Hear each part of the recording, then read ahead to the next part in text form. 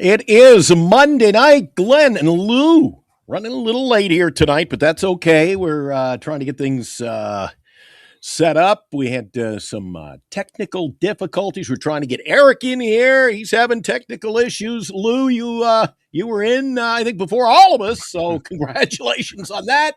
Coming up, we're going to talk about today's game. The Giants had a tough outing again, but I believe they came out on the winning side, didn't they, Lou? Yep. Yeah, they come up, but I'm still worried about the pitching, Lou. And WBC, less than a week away.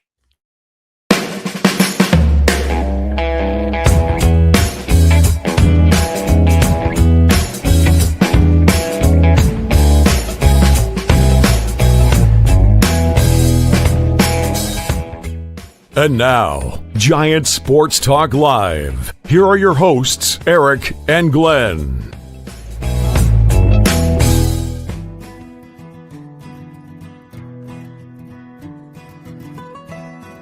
We're going to be a little laid back tonight, Lou, so I figured we'd go with a little, I don't know, is this country music? I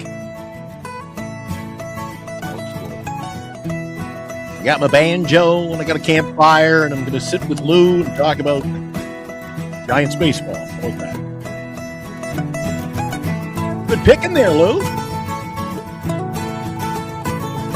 All right, Monday night.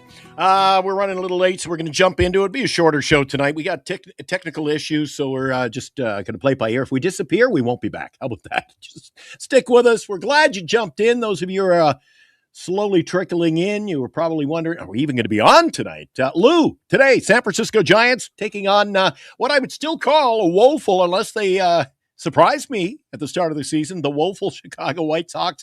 They got the job done, but pitching to me, Lou, again today, a little bit of a concern. How about you, buddy? Yeah, Whisenhunt, his second start of the spring, got pounded again. And the thing about Whisenhunt is, as we know, I'd say a week ago before his first start, everyone was excited. He was throwing 98 miles an hour. Oh, my God, speed. Don't worry about his changeup. And he has literally pitched. I mean, Birdsong ERA is like 175 in 2 starts, an inning and a third. Whisenhunt, 3 and 2/3 innings. His ERA is 70. I know it's only spring training, but last time I looked, guys, we're in March now. So, opening day is 22 days away.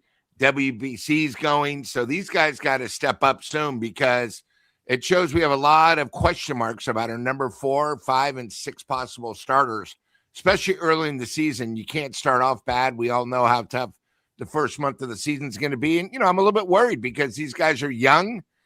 Him and Birdsong both came off injuries. There was a reason why they weren't with the big club last year, all off season, and they've come out flat. And again, the big problem, it's not that they're getting hit. They're getting hit hard, and they have no movement on the balls. You got to go more than innings. You got to go more than a couple innings, because you need to work your arm up. And when you don't do that, that's where the alarm is. So, what happened? Yeah, we won. I mean, I saw guys, they're all excited. Oh, my God. I saw somebody make a horrible comment today saying, if the season ended right now, the Giants would win the division. Again, preseason means nothing, but it's for a reason. It's work to be done, and you can't expect starters to stretch out when they're not stretching out in spring training. You got to be able to get so you can at least pitch 60, 75 pitches, 80, especially the first month of the season, because right now, except for our first 2 starters, our, number 1 and number 2, there's a lot of question marks. So that's what worries me. I'm not really worried about the hitting, but, as we talked about, we're going against teams that have great offenses, and our pitching's going to need to keep them low scoring and in the ballpark, or might be worse than what we thought on the start. Did you happen to catch any of the game today? Because I got to tell you, I was thinking early when the Giants were scoring their runs, they were getting them, and they weren't exactly technical runs. There was a ball, the outfielder misplayed it, went over his head. We scored a couple. We made an error. The winning pitcher, who the hell is Marjavicius? I never heard of this guy. So, Lou, I mean, we echo it every night. Preseason baseball. You can win them all, or you can lose them all, and it doesn't really transist into the start of the season, you're going to get a real lineup opening day. That's the cream of the crop. You go with your lineup. Right now, it's tinkering with guys, getting them in at bats, and a new coaching staff, and literally an entire new coaching staff trying to learn, Lou, what they got. So you agree with me night after night. This preseason baseball, it gives us talking points at times, but it really, Lou, doesn't mean anything. No, it means absolutely nothing. As you guys remember last year, the Giants won the spring training title. They came out good first 3 weeks, and then they fell flat on their face. They literally, it was sort of amazing. When you really think about it, the Giants had high hopes. They won the spring training title, whatever that means. And as you know, if you've been listening, Glenn, only one team since 1970 has actually come on to win the World Series. Giants started off good. People forget the Giants were actually tied. Let me repeat that. They were tied with the Dodgers when we made the Devers trade, and it was never the same after that. And it just went downhill. And, again, I'm just concerned because I think our offense has improved a little bit. We actually got a professional hitter in Arias. We picked up Devers now for the whole year. We got a center fielder who's going to help our defense. But again, with everything on the Giants, it all really comes down to pitching. The other thing, too, in spring training is when you pitch 17 pitchers, you're not really sure who's effective because you're not sure who they're really going against in these spring training games. And it's going to get worse because, a lot of these guys for the Giants aren't going to be with the Giants for the next couple of weeks because, as we know, WBC really starts up tomorrow. The Giants have a spring training game with the WBC USA team, and you're going to be going against teams where they're missing 3, 4, 5 of their stars because everyone's going to be playing for their country. So, right. The other good news is, as we know, USA has the first official game on Friday, and Logan Webb is going to be pitching for USA. So they gave him the start, which is exciting. But, as I spoke last week, is Webb only needs to pitch 90%. But when you put the USA jersey on and it's game one, it's like opening day. Let's just knock on wood. Nothing happens to him and he doesn't overdo it. That's all I'm saying. Lou, I don't know if you're hearing the word on the street. I was flipping around. I think it could have been ESPN, who are certainly not the worldwide leader in sports anymore. So I'll take it with a grain of salt. But, we heard that one particular pitcher is going to throw one game and go back to Detroit, get ready for the season, real baseball. Now, listen, I heard today Paul Skeens, he's not worried about going all the way. He's going to pitch 2 games. I don't know what that means, but that's what I'm hearing. 2 games and he's out. Now, tomorrow, Paul Skeens, the right-hander, will go up against Tidwell. So we get a chance to see, quality pitching. I think, really tomorrow, it's a big test, Lou. Yeah. Big test. Because tomorrow's USA lineup is going to feature some quality Major League Baseball at-bats. So how we play against a Major League team, it's going to shake some things out for us, and it'll give us good talking points for Wednesday night show as well. And you mentioned Friday. Tomorrow, by the way, the game is on ESPN, a 1 o'clock start, 1:08 first pitch. If you're with grouping, 1:08, and the wind is blowing out to right field. But Friday afternoon is I believe it's an afternoon game. You got Logan Webb, and that'll kickstart the World Baseball Classic. It's going to be fun, like you said, Lou. It's going to be fun to see him. This is pitching for his country. He seems to be pretty excited about it, too. Because certainly, Logan Webb hasn't had a chance, and he'd be the first to tell you. He wants to win. Yeah. Logan Webb, every year at the end of the year, he's kind of, he plays it safe, as Lou likes to say, plays it safe. But you can tell deep down he just sees that, he wants better. Now he's going to suit up with a lineup. It's like an all-star team, Lou. He's going to get a chance to win. And isn't that what Logan Webb always really wants, is a chance to win? I would, even though maybe he's the man on the Giants, to tell you the truth, these guys, they have enough money, they have enough fame, but it's all about getting the ring. And, we'll talk about the Bryce Harper interview in a little bit. But one of the things, too, is I saw another interview today And the thing the Giants have really lacked is a superstar. Now, Webb is not a superstar. He's a quality pitcher. Yeah. But as we always say, everyone's sort of pissed off about the Dodgers. But the Dodgers have made the Dodgers a destination. So why wouldn't any superstar want to go to a destination where you're almost guaranteed of being in the playoffs, guaranteed a chance to win the World Series? And that's what the Giants are really lacking. Not that we don't have great players. We have above average players. I mean, when you really look at it, maybe Webb is on a scale 1 to 10, about an 8. There's not too many 10s out there, not a schemes, like that. And then for batting, maybe Devers is about maybe a 7.5. But the Giants really, since Bonds, even when we won the titles, and I don't even think Buster was a superstar. Buster was about an 8, 8.5. If Buster did what he did and he wasn't a catcher, that he wouldn't be as highly rated. Okay. So I'm just saying the Giants have really missed that superstar of where everybody wants to go. Now, if the Giants were to make the playoffs and they can little by little get them, but I think the problem with the Giants is and this is the biggest problem with the Giants. They're happy if they're in the discussion. Harper, they were in discussion. Ohtani, they were in discussion. Stanton, in discussion. Well, when there's only 5 teams going after these free agents and you're in discussion, most of the time the Giants are 4th and 5th. They're never number 1 or number 2. Again, it's not easy to sign superstars either, because you got to remember San Francisco, California, with the taxes, a lot of players got to think of their career. Second of all, if they come here and they take for the money, are the Giants a World Series team in the next 5 years? No. So why would they come here? But that's really what they're lacking. Yeah. And, speaking of the Harper thing, it came down, and I don't understand why Harper's now talking about it now. It's been 6 years.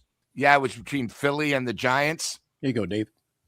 Maybe he's unhappy with Philly because Philly sort of, I think, is going downwards instead of upwards. And, he came out, and I don't know if you saw Glenn. He said if Bochy wasn't retiring, he probably said he would have gone to the Giants. But the Giants weren't that close. They didn't offer a big contract. And why would you wanted to come here? The Giants were on the way down. Lou, think about it right now. Think about it right now. If he's not happy in Philadelphia, you think he'd be happy maybe in the way things are developing, but then we wouldn't have Devers. Then we have things. I mean, that's just fate, right? Things will shape out and shake Everything out happens for a reason. Serendipity. Yes.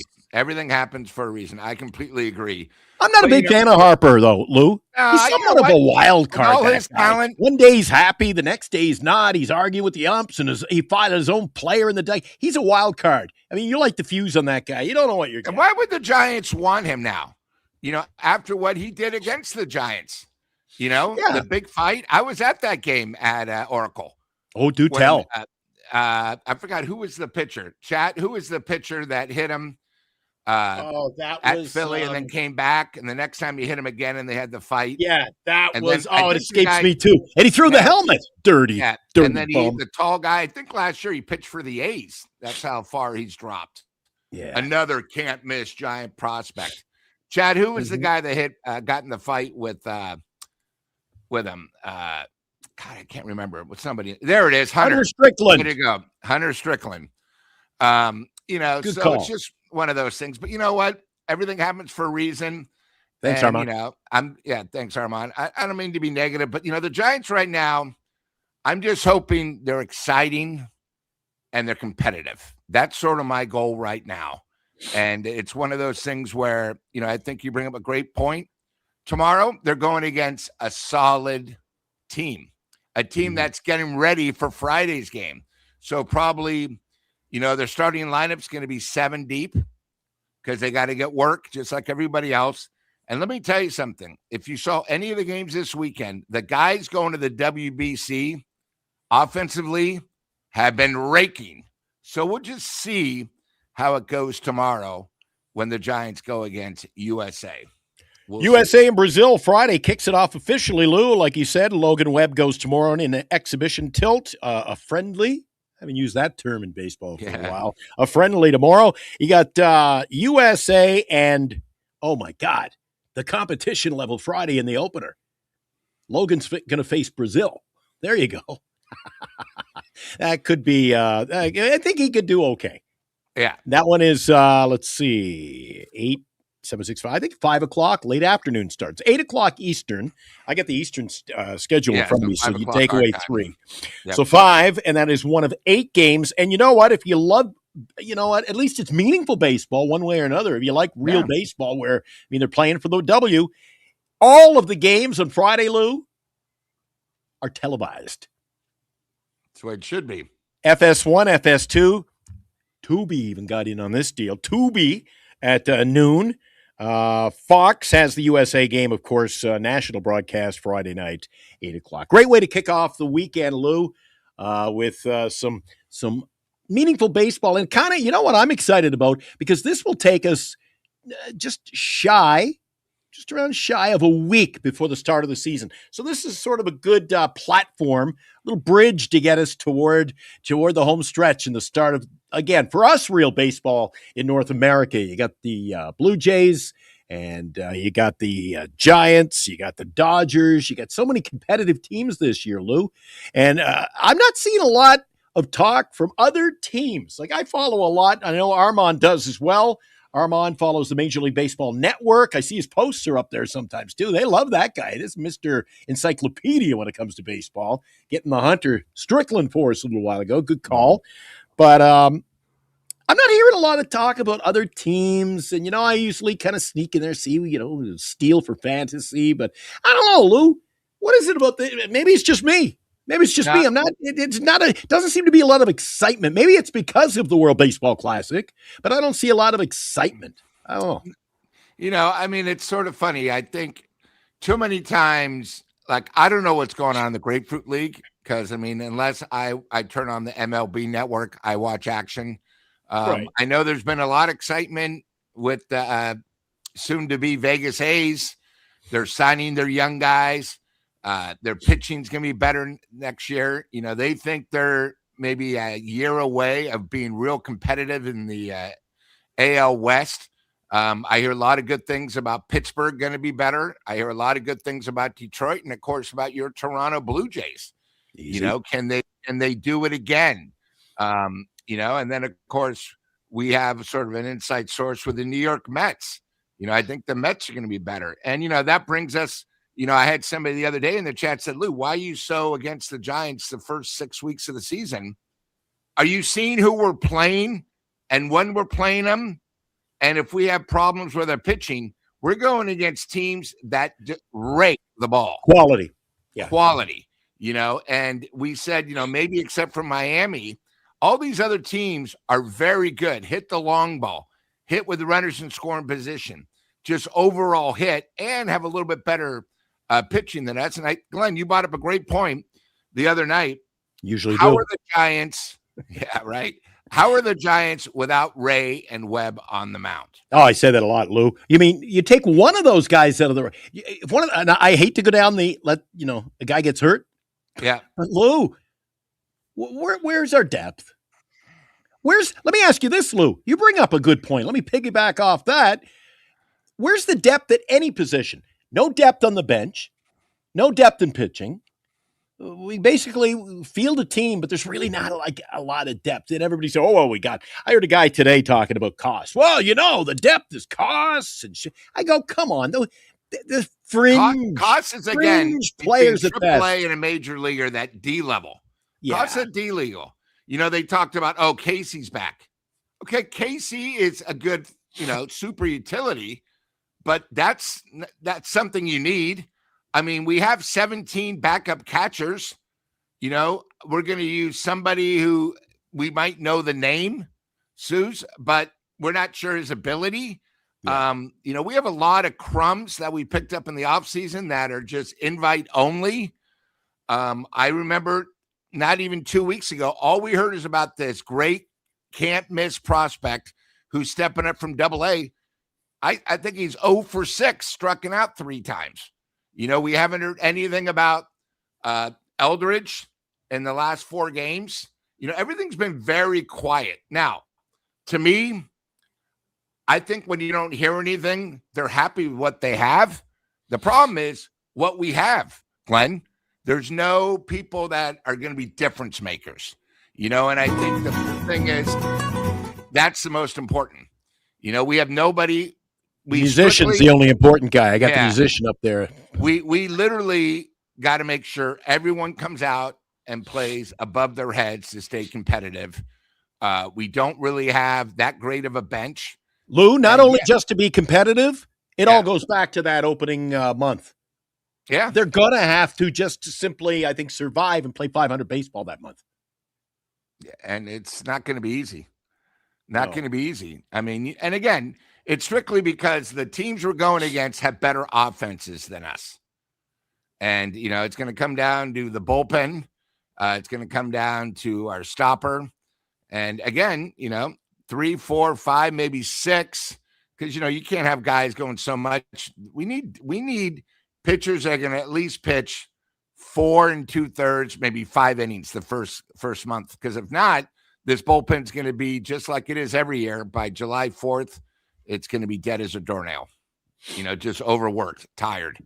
Yeah, it's and then you wonder how that's going to affect. If they don't play. Lou, everybody's excited. We are, at least. The season's coming up, but dude, if it is the end of April and we're talking about a 10, 12, even you know what? People are saying, well, 500 will be, we'll be happy at 500. That'll be, really good with that schedule. Lou, they'll still be bitching in a big way because you play 500 or sub 500 baseball the opening month. People are going to be sour, Lou. I don't care what they say now. And, we'll take it. They're going to be sour, Lou. They're going to be sour. And I'm telling you, the fans are not going to be happy. And Buster knew this. Why he didn't go out and get us some, he got us, as you say, crumbs, maybe a little, not so much crumbs, but he got expired kibble. He didn't exactly get cream of the crop. When you get our new center fielder, great defensively. Yeah, but I'm talking pitching. Talking pitching. Yeah, pitching guys off injuries, guys that give us the depth. Yeah, and might have potential. It's not great because you can always pick up anybody as a 4th or 5th starter. Could be. Could be, yeah. And that's not what they need. Yeah. So it's nothing you can do. It's going to be one of those things where it's going to be a lot of questions. And, I'm excited. I think the Giants are very fortunate that, we start off with the Yankees.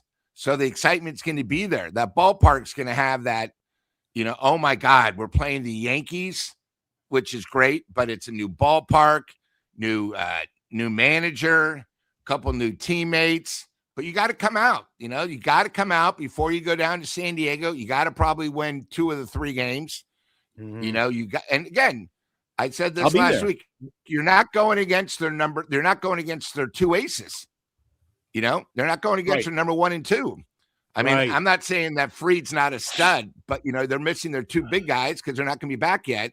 So it's a question mark, and it's one of those things where the Giants are where they're at because Buster was happy with what we have. And if you remember during spring training, Glenn, him and Mania, we're really happy with the youth. We don't really need to pick anybody up because we think with our youth, we have enough. Well, you guys have now said that, and now you're going to have to walk the walk. Well, Eric kept saying that, they're not done. They're not done. They're going to add. He was going after the big pitcher. Eric had all his eggs in one basket there. But really, Lou, that is exactly what upper management told us. We're done. We're going with the youth, but we didn't. Some of us, and some of the chat didn't fall for that one. Yeah. They continue to just dish out enough to get by, keep the fans coming through the turnstiles. Coming up next on the show, Lou and I are going to throw it open. I threw the link out. Do it again. There it is. If you want to come in, tell us your thoughts on the World Baseball Classic. Maybe you want to talk about this Giants preseason. Come on the show. I guess. Does that include Chardol, Lou? He can wait. There you go. That's all coming up next on Giants Sports Talk Live. Your home for the big celebration, the party that will get it all underway.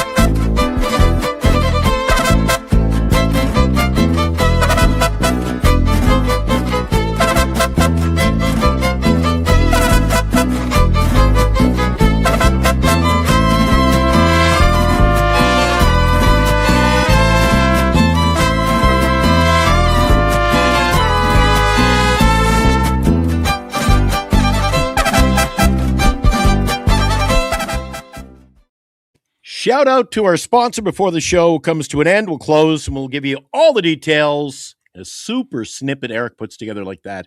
Tell you about the 14th of the month. We're into the month, Lou, so it's coming up just a couple of weeks. Week from Less Saturday. than 2 weeks, we'll be there. You got the wheelbarrow ready. You got the tequila. You got the margaritas. It's going to be a hoot and a howl. We got giveaways. We'll talk more about that. Still nobody wants to talk to us tonight. I don't know. They're not in the good talking mood. Yeah, I don't know who MV7 is. MV, if you look two above you, where it says Giant Sports Talk Live, you just punch on that. You'll go in the green room. Glenn will see you, and we'll put you on board. Yeah, I'll do it one more time. All you got to do is, here, I'll put the link up. You just copy and paste the link into your browser, and it'll bring you in. You can talk to us. Like I usually say, Lou, line 3 is open right now if you want to chime in. We were waiting. Eric's on assignment tonight, so we were kind of disheveled. I didn't know. I didn't have any talking points. I knew the World Baseball Classic's coming up. I happened to listen to the game today. Hey, a familiar voice in the microphone today. His voice booming out.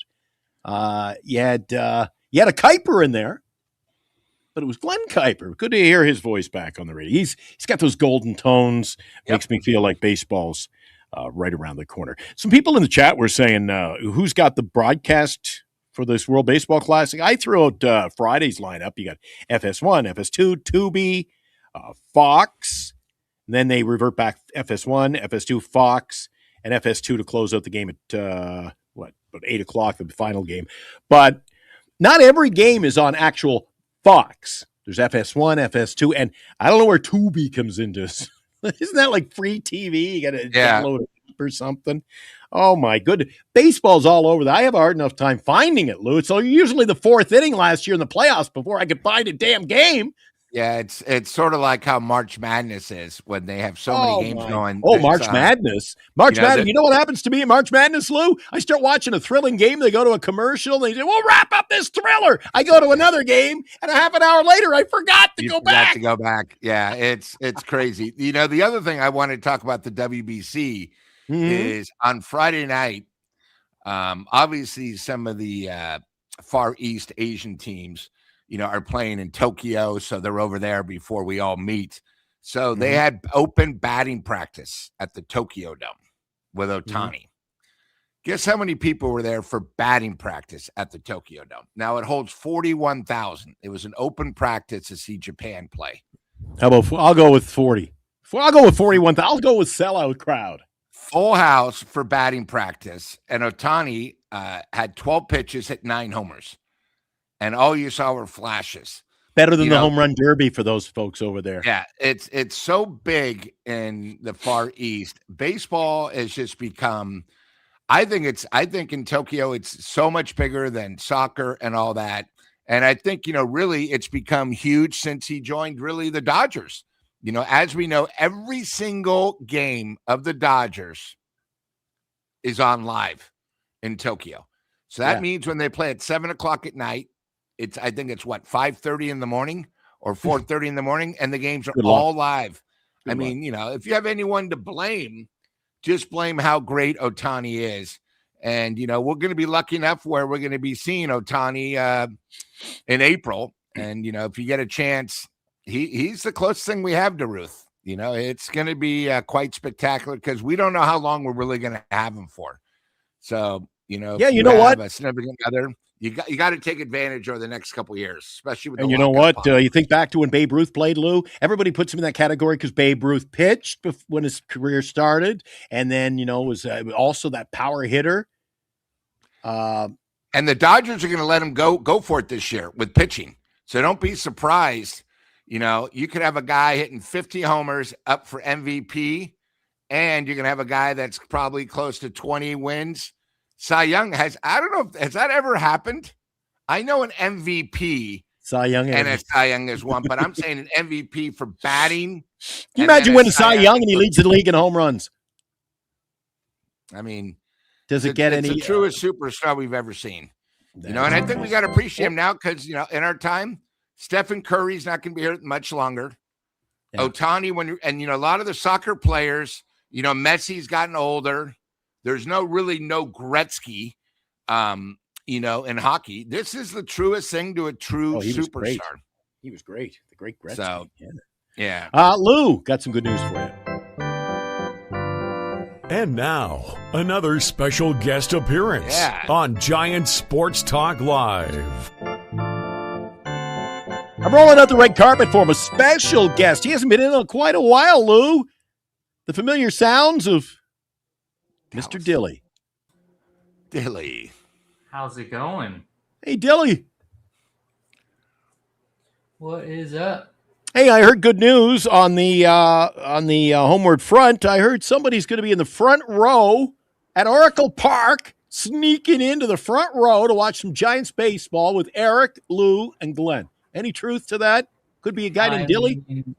Tis the good news of the season for sure. I will definitely be partaking. Yeah. What do you think of this preseason? What do you think of the preseason so far, Dilly? Give us your thoughts. Cautiously optimistic. You can't not like Giants winning baseball games, even if it's like meaningless. Basically, my philosophy on spring training is it can't help you, but it can hurt you. Because it's like if you go out into spring training and get riddled with injuries or lose a bunch of games and then go into the season carrying that sucks. But if on the flip side, if you go in and you're like the Giants right now who are just tearing it up or whatever, take it with a grain of salt. It's not like it's, this is what's going to be the team, whatever.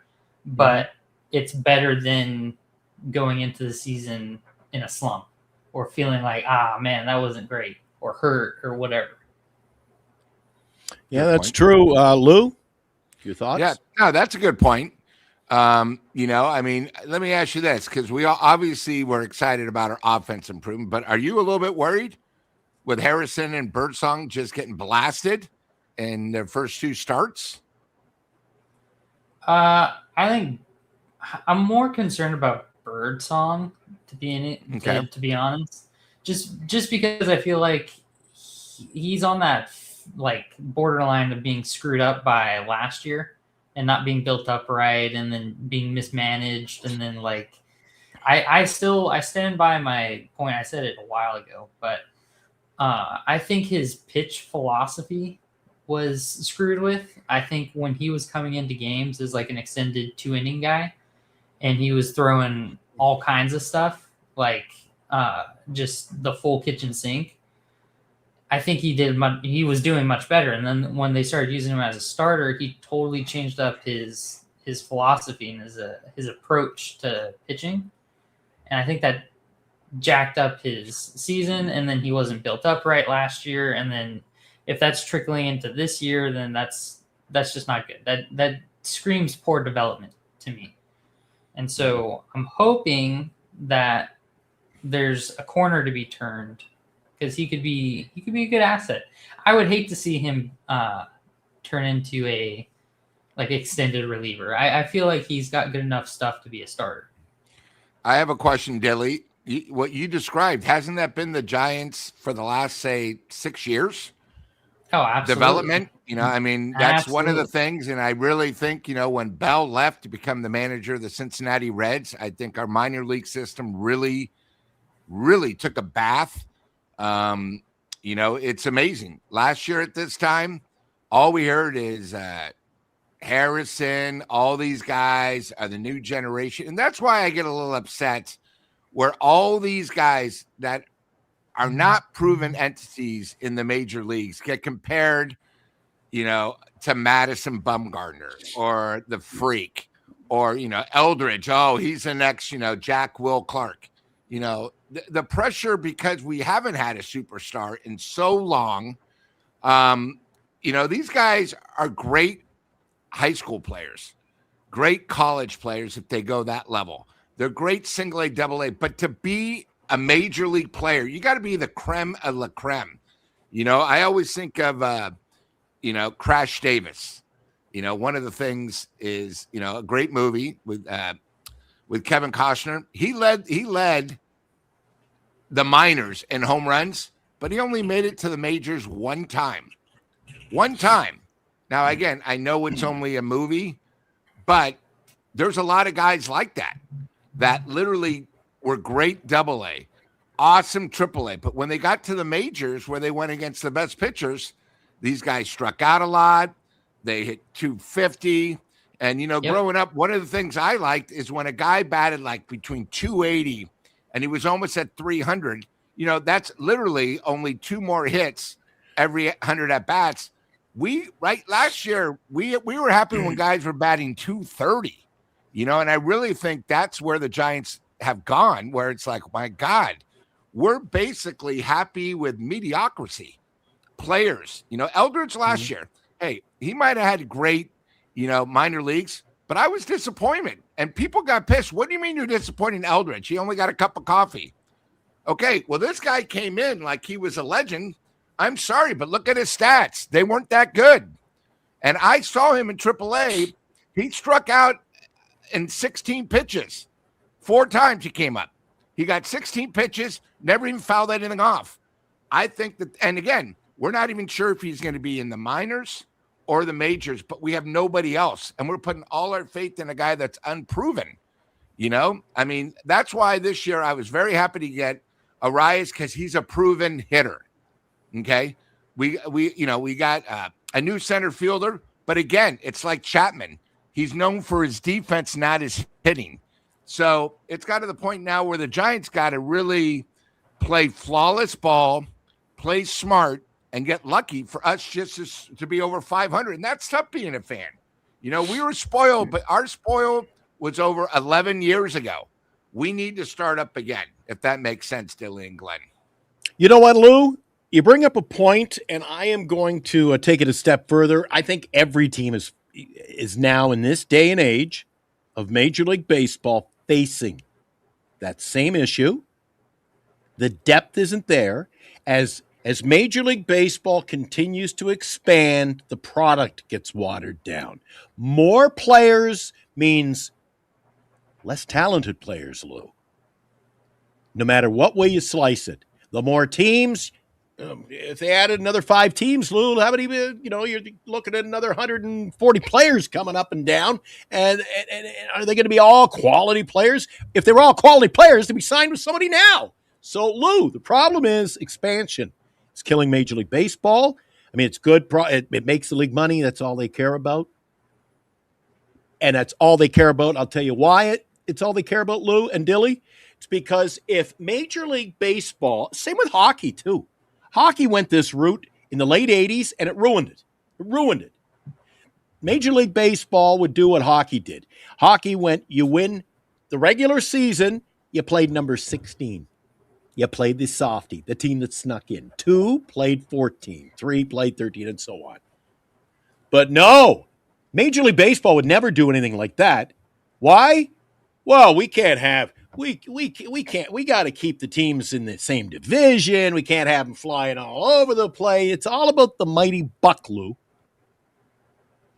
So turn on your mic and let me know if you agree with me. It's all about the mighty dollar And the one thing I would really love to see in North American sports, Lou, because I know you love Vegas and you love following the big screen. You know how they do a lot of the sports in, especially soccer, in European sports. They use the relegation system. The cream of the crop is at the top. If you don't perform, you drop to the bottom of the next division. Yeah. But no, you got to have those Chicago White Sox and Marlins playing the Dodgers during the year. Lou, you know what? And no disrespect. Here's my final thought. No disrespect being up here in Canada. But USA always says, "Oh, we're the best. We do things." They don't do it the right way in professional sports, Lou. European sports have them beat hands down. Well, I mean, when you really think about it, they got a big problem in the NBA right now with tanking, all for future draft picks. And the quality of the sport, Lou. You see, nobody's watching it. Their ratings are... Oh, yeah, nobody ever watched the NBA until the playoffs. Hockey, I mean, they got a big boost right now because of the Olympics, especially with, USA playing Canada. Baseball is going to get a nice jolt with the WBC. But I think expansion, and they've even gone farther than that. If you remember, about 2 months ago, they want to realign the divisions where the Giants wouldn't play the Dodgers anymore. And if you remember, I think it was 8 years ago, the Giants used to play 19 games interleague. I mean, against your division.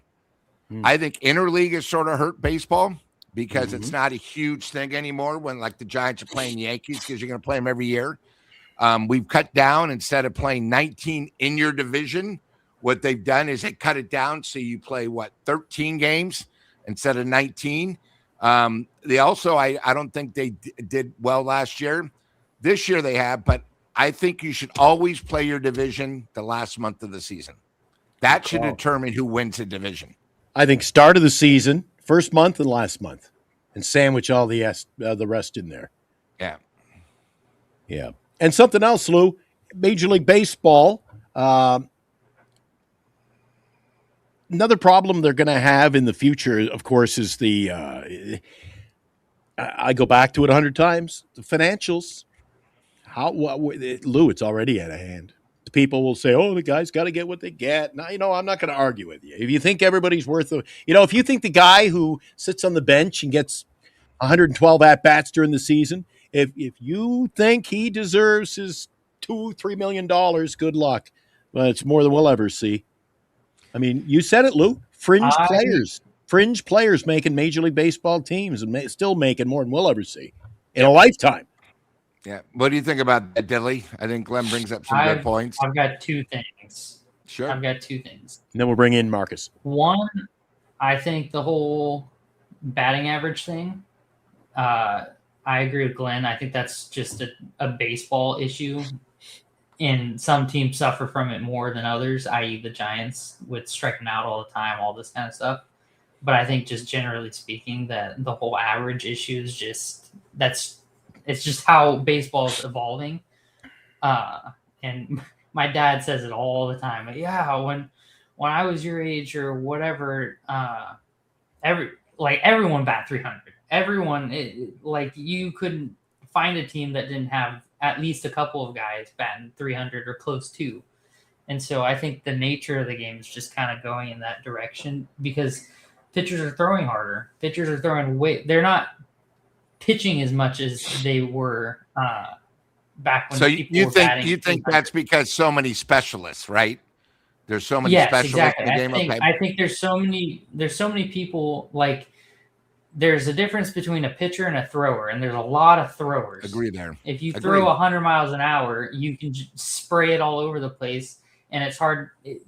As a batter, you're just left there guessing, and the guessing spread between. Okay, I'm sitting on a location. Well, now I have to sit on a location at 100 miles an hour, and then also adjust to off speed, and it's bad. It's all bad. So, Lou, I don't agree with that.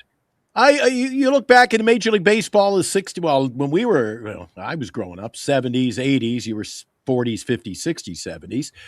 But I mean, How do you break that down, Lou?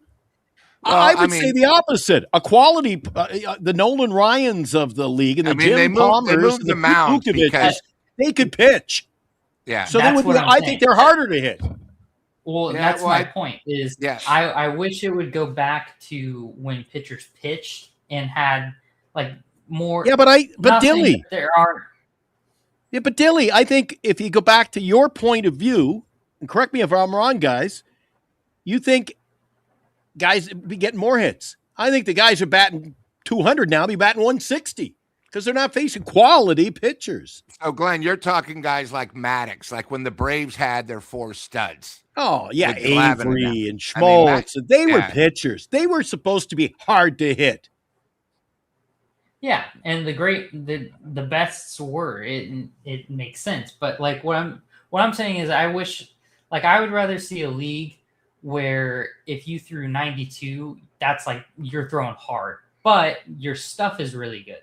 So like it's a combination of, you have these Mason Millers of the world who, don't get me wrong, it's incredibly impressive what he can do, throw 102 miles an hour every single time, but I'd rather see someone come out and be like grunting 91, but oh my goodness, their slider just fell off the face of the earth and he put it exactly where he wanted it.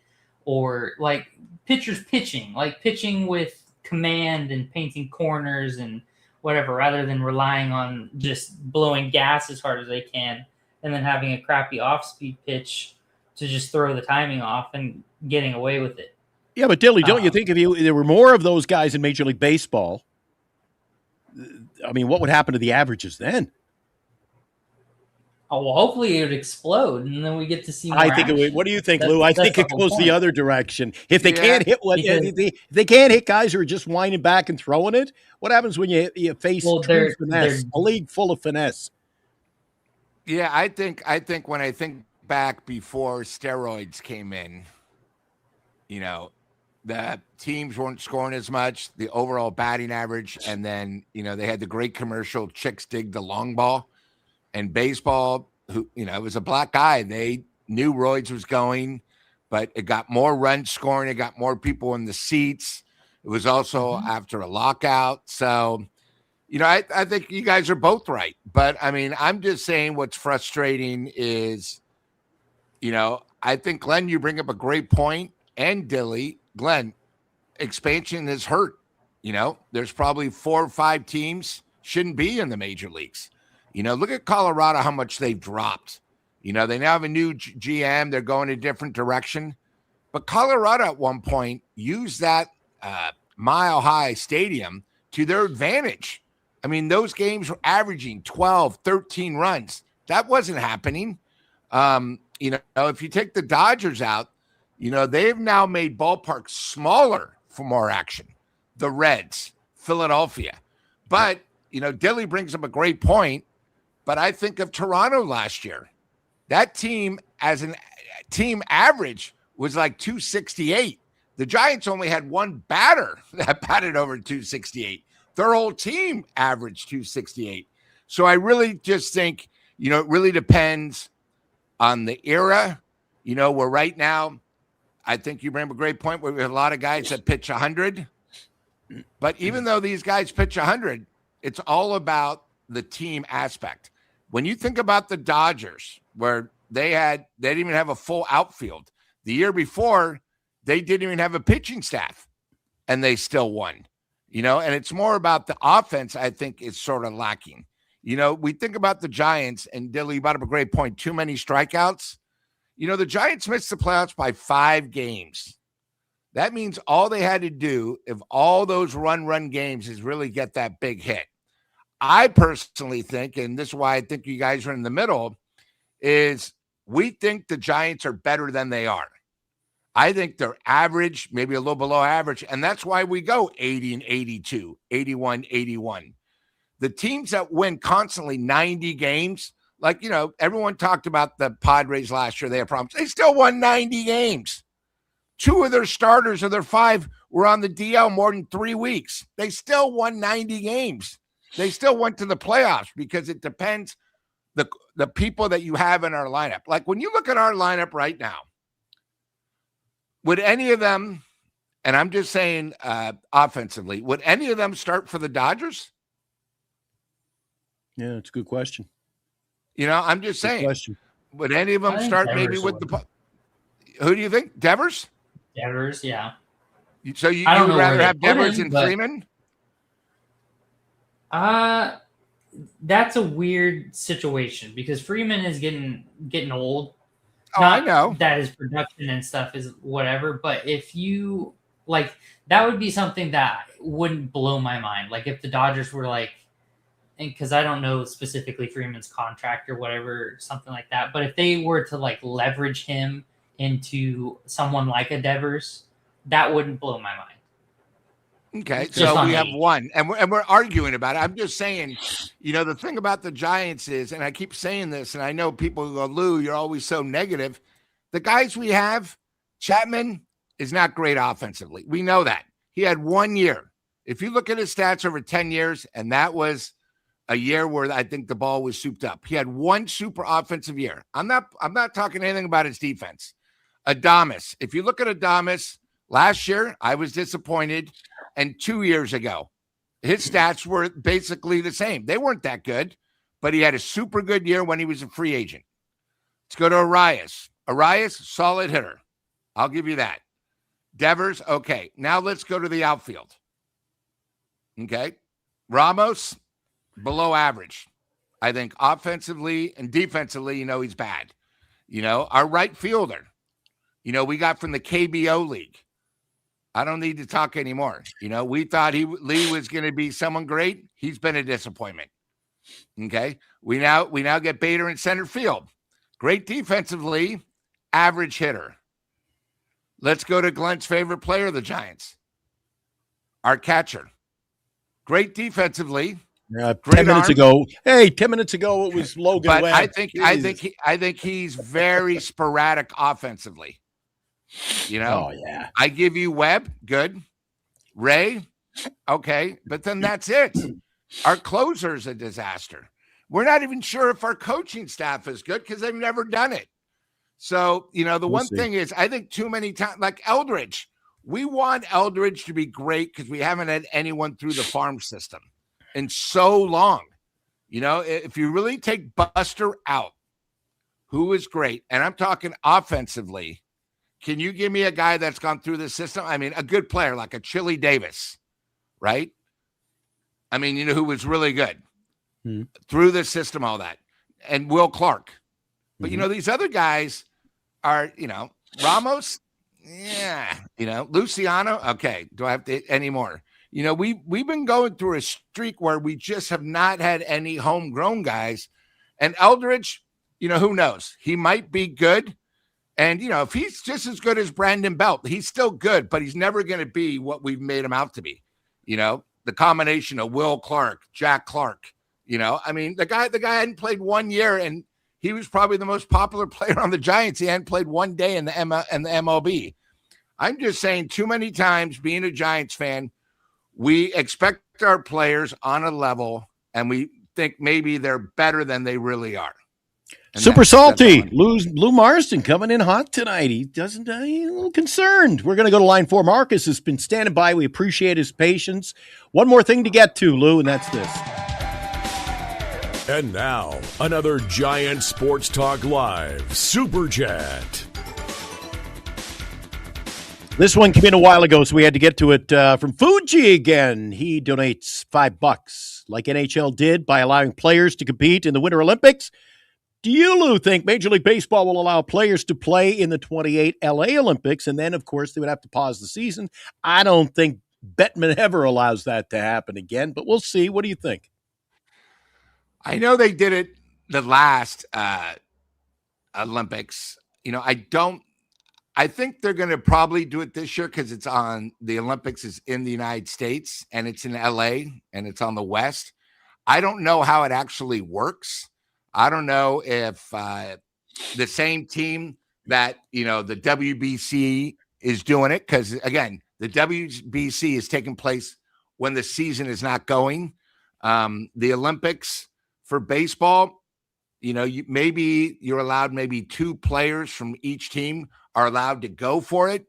I think what they should do is whoever wins the All-Star game, National League or American League, they can represent USA. I don't know, Lou. And I don't something know. like that. Lou, But Lou, they ruined that too, didn't they? They ruined that too. Isn't the Olympics amateur athlete? When did all of a sudden professionals get to play in the Olympics, which is for amateur athletes, Lou? NBA did that. See? The dream team.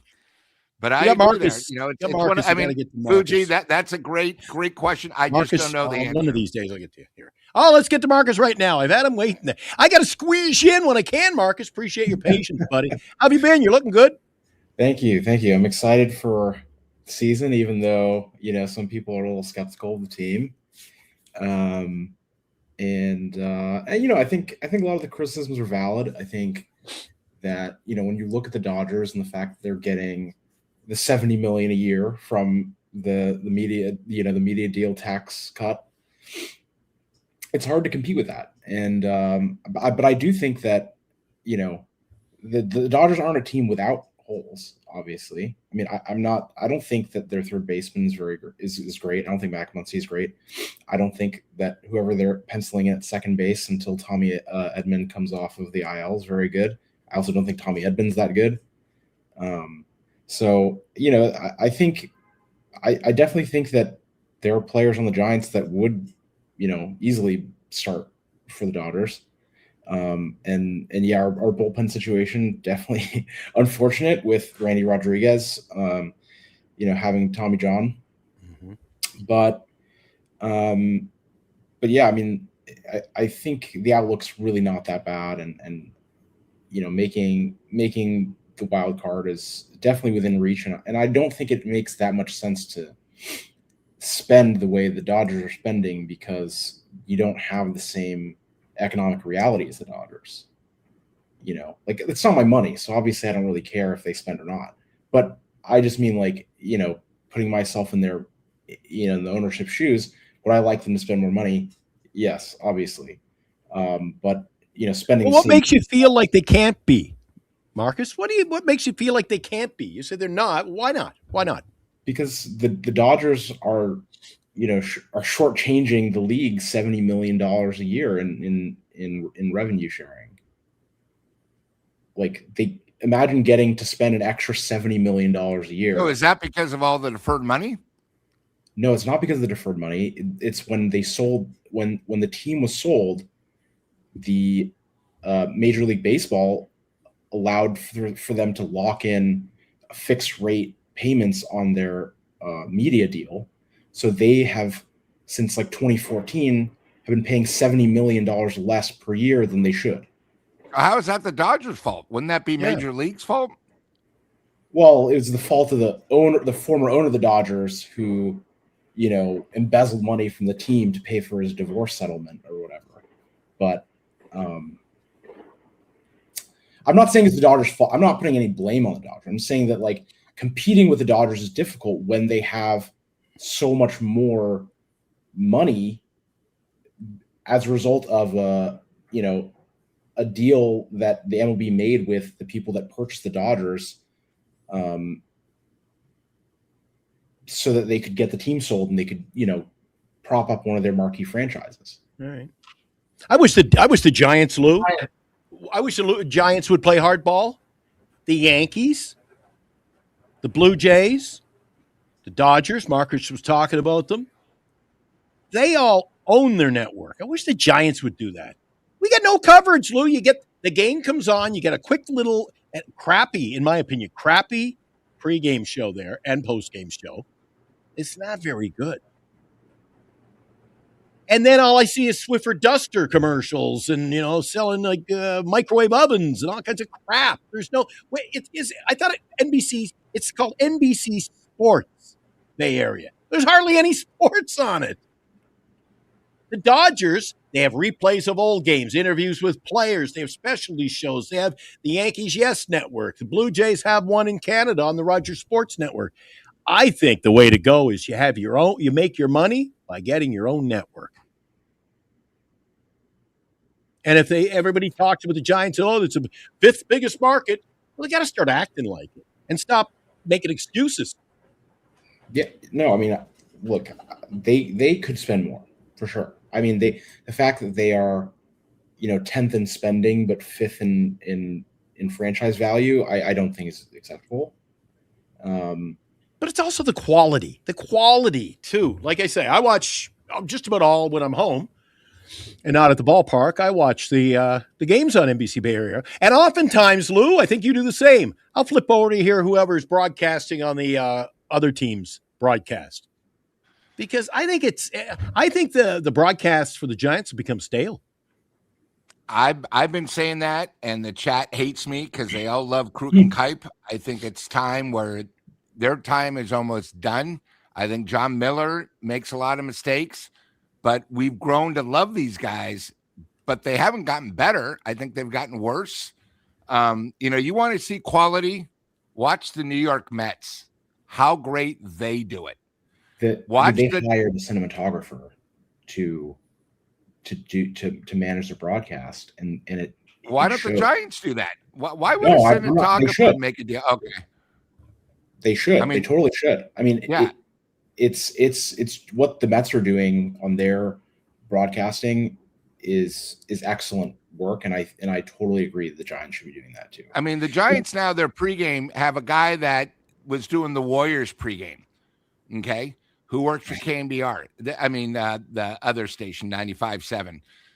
The Giants got to start thinking, because growing up, the Giants used to have Al Michaels, one of the greats, okay? They had Nelson, who did Notre Dame football, one of the best. We had who unfortunately died about 5 years ago, who did also the Niners. They used to have the creme of la creme, right? Now we got guys, former players that were good. Hey, Kruk and Kipe are good, but I think Glenn brings up a good point. The only thing I think of the Giants and the pregame show is when he does the weather thing. That's it. I think what they've done is they've made it like that horrible thing in the outfield and that Sunday BS with those young kids, was horrible. They got to get back to baseball. It sort of reminds me how we're just talking about Giants baseball. We're not doing all other sports like other podcasts, because we got to try to make this the best we can. The thing with California thing is the Giants and the A's are still lacking. I see the Mets. I mean, look at I don't know if you've seen the Dodgers. Dodgers lost one of the best voices of all time, and their broadcasts are just as good or even better. And they lost the creme of la creme. Yeah. Okay. And I love John Miller. Lou, yeah. I love John. But I'll tell you how old John Miller is without giving away his age. Marcus, John Miller was the voice of the California Golden Seals. Yep. Hockey. And he's gotten old. You know how long ago that was? 79. 72. Before my mother was born. Yeah. So, holy cow. How old are you, Marcus? Holy cow. Just these are all kids in this. I mean, at the end of the day, though, it's like it matters. What matters is the team wins, right? Like, agreed. What matters is the team. Like, we're splitting hairs here. Like, I don't care who's calling the game if we're winning the game. Like, well, I do. I want to be entertained. No. But I mean, Marcus, is that like saying we get Marcus on the show or Armand on the show or Dilly on the show and they're as good as Chardal? I mean, you get Chardal. No, we can listen to Chardal, Lou. We can listen to Chardal. Does that mean he's better? Of course, there's a difference in quality, but like, am I tuning in, in the middle of the season, am I tuning into a weekday game because I love hearing the beautiful voices of the announcers, or am I tuning in because the team is playing for something? I agree there. That's a great point. Well, I like to listen to that. That's why I listen to them on Sirius XM. I like listening to the radio broadcast. Yeah. I usually listen quality to broadcast. A guy who sounds good. I'll suffer through horrible announcing if I'm watching a game that matters. Well, let me ask you this then, Marcus. Here you bring up a good point, and I can see Lou, this is only round 2. Will we get a couple of rounds in here? Marcus, are you telling me, okay, if the Giants start the season, say they're 20-10, and you're all excited, but it's boring baseball, it's crap. Are you happy that they're 20-10 and that's the most important thing? I want to be entertained, so I want a quality broadcast. I'm a person who cares about like underlying metrics a lot. I care that we're not only winning games, but we're playing good baseball, and we're, we have talented players on the field, doing extraordinary things. And I think that like it is important. Obviously, it's important to have a good record. I mean, at the end of the day, you need to win games of baseball to be relevant, right? But I also, to me, boring or not is not. I guess I don't really understand the concept of boring or not, because I view baseball as as a game of strategy, as well as a game of physical, physical display. Like, if you need to do, if you need a bunt for a hit, if you need to play scrappy baseball, I think that's fun. If you're knocking balls out of the park and, just going for strikeouts instead of going for ground balls or whatever, I think that's fun too. I think like it's all fun as long as I feel like these people are performing at a level that is professional, and that they have a cohesive strategy for trying to win games. Okay. Let me ask you though. Let me ask one more question to Marcus, Lou, and that is, and I've brought this up on the shows before, maybe, got to be 8-9 months ago. But if the Giants play on a Friday night and we're at the ballpark and they lose, but it's a hell of a game, are you happy? I mean, no, not really, but... Well, wait till you get to Lou and I's age. I'd rather go and see them lose 162 games, but be entertained and leave and go, holy crap, what a game! We lost by the ninth. What a game! And have excitement and monumental events than just win. Lou, do you think the bottom line should be the biggest deal? The bottom line? And I mean, I watch baseball to be entertained. Yeah, I mean, I think those are both good points, but I'll go to Marcus. Have you been happy with the Giants the last 2 years?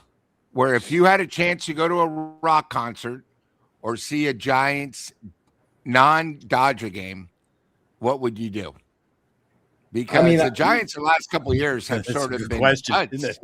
I've gone to a lot of games. I went to a lot of games last year, and I, watched even more games on my computer, on my phone. So that might not be the best. I might not be the best person to ask about that. Like, I watched an insane amount of baseball last year. But I like baseball for all the little things. I like seeing, players that I think could be good going up to bat, and seeing them do their thing. Or I like seeing, I've like certain relievers that I really like that, I get excited when I get to watch them pitch. So it's like, I care a lot about the little details of baseball. So you're a baseball fanatic, not necessarily a San Francisco Giants fan. I mean, I am a San Francisco Giants fan. I mean, it's great when they're both good, is what I'm saying. Yeah, I mean, if the Giants were to like disappear off the face of the earth, I would still watch baseball. And that's just the reality of it. But like, I mean, ideally, yes. Like I live walking distance to the park. So I would, love to be able to walk and see a game that is played by the team that I grew up watching that isn't horrible, Yeah. I mean, Marcus, I'll admit one thing. The Niners, I'll watch maybe out of their 17 games, maybe like 12 live. And if I'm doing something else on Sunday, not a big deal. But for the Giants, I probably watch 150, 155 of the 162 because I love baseball.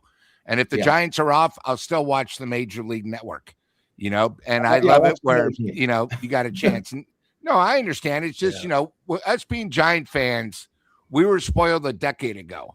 But now the Giants have been a disappointment. We all know that. The last 10 years, except for 2021, but the one great thing about baseball is they play it for a reason, and the unexpected can happen. You can watch a game and you might see something that you've never seen before. I was lucky enough where I've been to a game, Giants lost, but Jerry Royce pitched a no-hitter against us. I was down in San Diego when the Freak pitched a perfect game. I mean, a no-hitter. The Giants, that's what's great about baseball because you never know what to expect.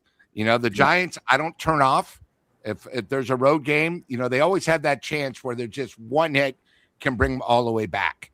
And that's why, baseball is such a beautiful sport. It's so good. And, we saw last year too, you never thought the Giants were going to get swept by Miami at home. We were never going to lose 6 games at home, but we came back and, but no, I think you bring up a lot of good points, Marcus. But, the thing is we should be more dominant because the A's aren't even here anymore. We're the only game in town. And when they're the 5th biggest market, how about spend like the 5th team? I think the biggest problem with baseball is we're all pissed off. The Dodgers are spending so much.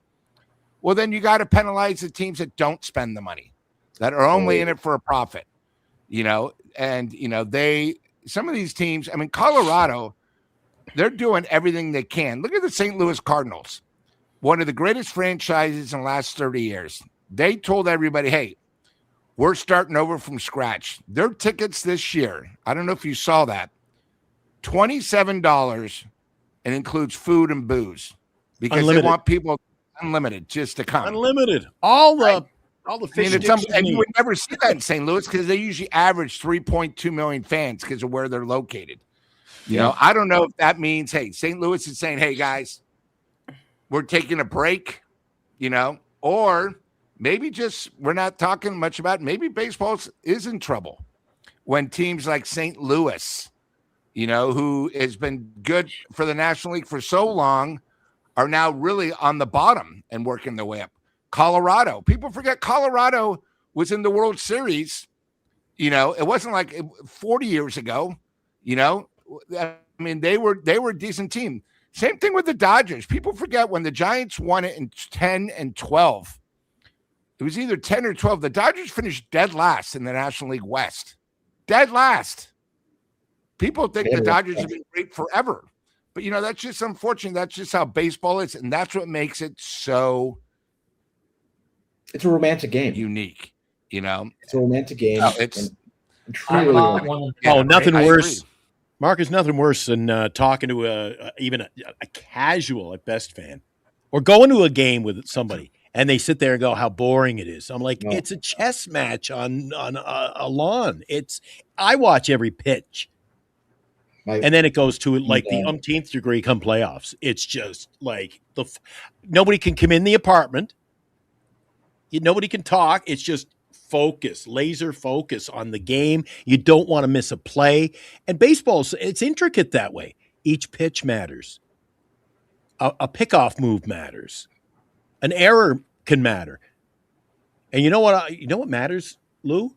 I think Marcus is coming in under the cloak of darkness or undercover here because you're not a Dodger fan. What's with the blue hat tonight, Marcus? It has the Giants logo on it, so I love it. I have 2 Blue Giants hats. See, Lou, what did I tell you earlier in the show, Lou? See, it should look like that. It's all about the money. They sell them pink and green and purple, and it doesn't matter the colors anymore. It's just slap an SF on it, you get it for $3.99 down at Fisherman's Wharf, Lou. Glenn, I do want to ask Marcus because I've met Marcus one time. Oh, big night. Marcus was nice enough to win the Squares one year. I think it was 2 years ago, right? Marcus, was it 2 years ago or last year? Last year. So we appreciate you giving up because it was for a great cause for a young lady up in Carson City. But I need to know, Marcus, will we see you on March 14th? Will you be able to have a Tommy Margarita with us? Are you going to be able to go after Fan Fest and get a chance so the chat can meet you? March 14th. You must know all about that, do you? I think I can. I think I can. Well, maybe I can entice him, Lou. Maybe I can entice him to join.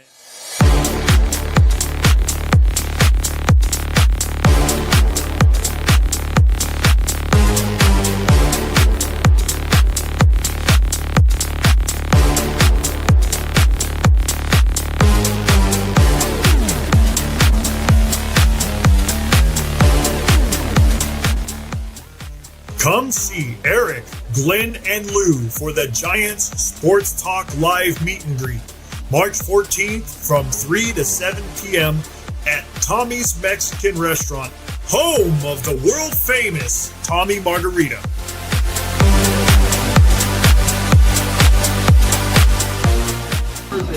I'm Julio Bermejo, the North American ambassador of tequila, here at Tommy's Mexican Restaurant, where we will welcome Giants Sports Talk Live, March 14th. Come see Glenn, Eric, and Super Salty Lou here at Tommy's and learn all about the Tommy's Margarita.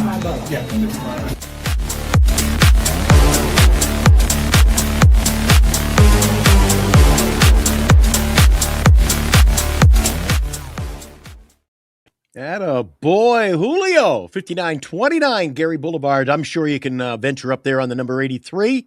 If I can make it up on the 83 without getting murdered, 38. you can go up there. 38, Gary. And Marcus, since we have a sponsor for our sponsor, and Dilly's excited about this, guess what that means? The margaritas are on the house. Free margaritas, free eats and drinks. Free eats and drinks because Ocho's sponsoring our event.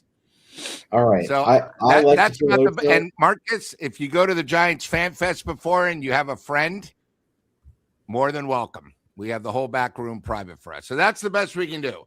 I think we got giveaways too, Lou. Yeah. You had me at margarita. Got him at free drinks is where you got him at. Free liquor.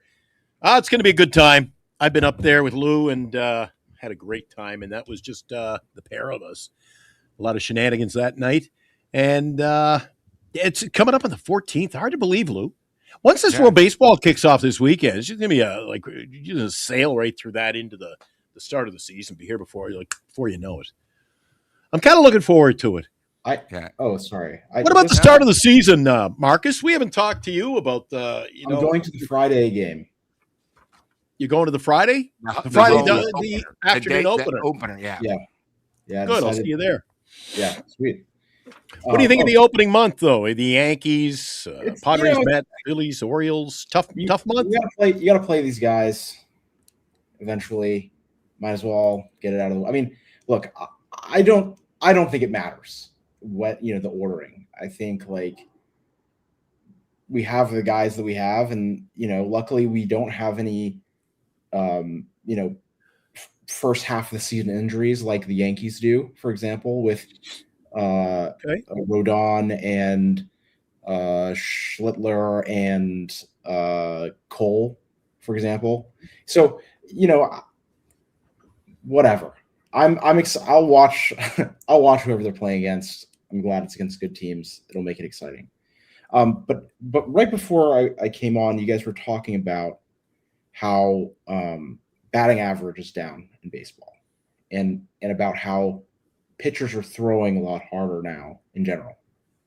And I think that there are pitchers that still exist that pitch like people used to. I rewatched some of those games from the early 2010s. And these starting pitchers are sitting 90 on their fastballs. But there's still guys out there like that. There's Shota Imanaga, there's Andrew Abbott, there's Aaron Nola, and Ranger Suarez. There's a lot of soft tossing guys still who are big time location and repertoire. Even young guys. There's young guys. There's Noah Cameron with the Royals, who's big time location, pitch mix, not super high velocity.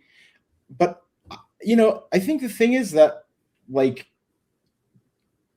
baseball is this multi-billion-dollar industry that has been taken over, and not in like a conspiracy way, but we have a better understanding of biomechanics, and we have a better understanding of game theory as it applies to baseball.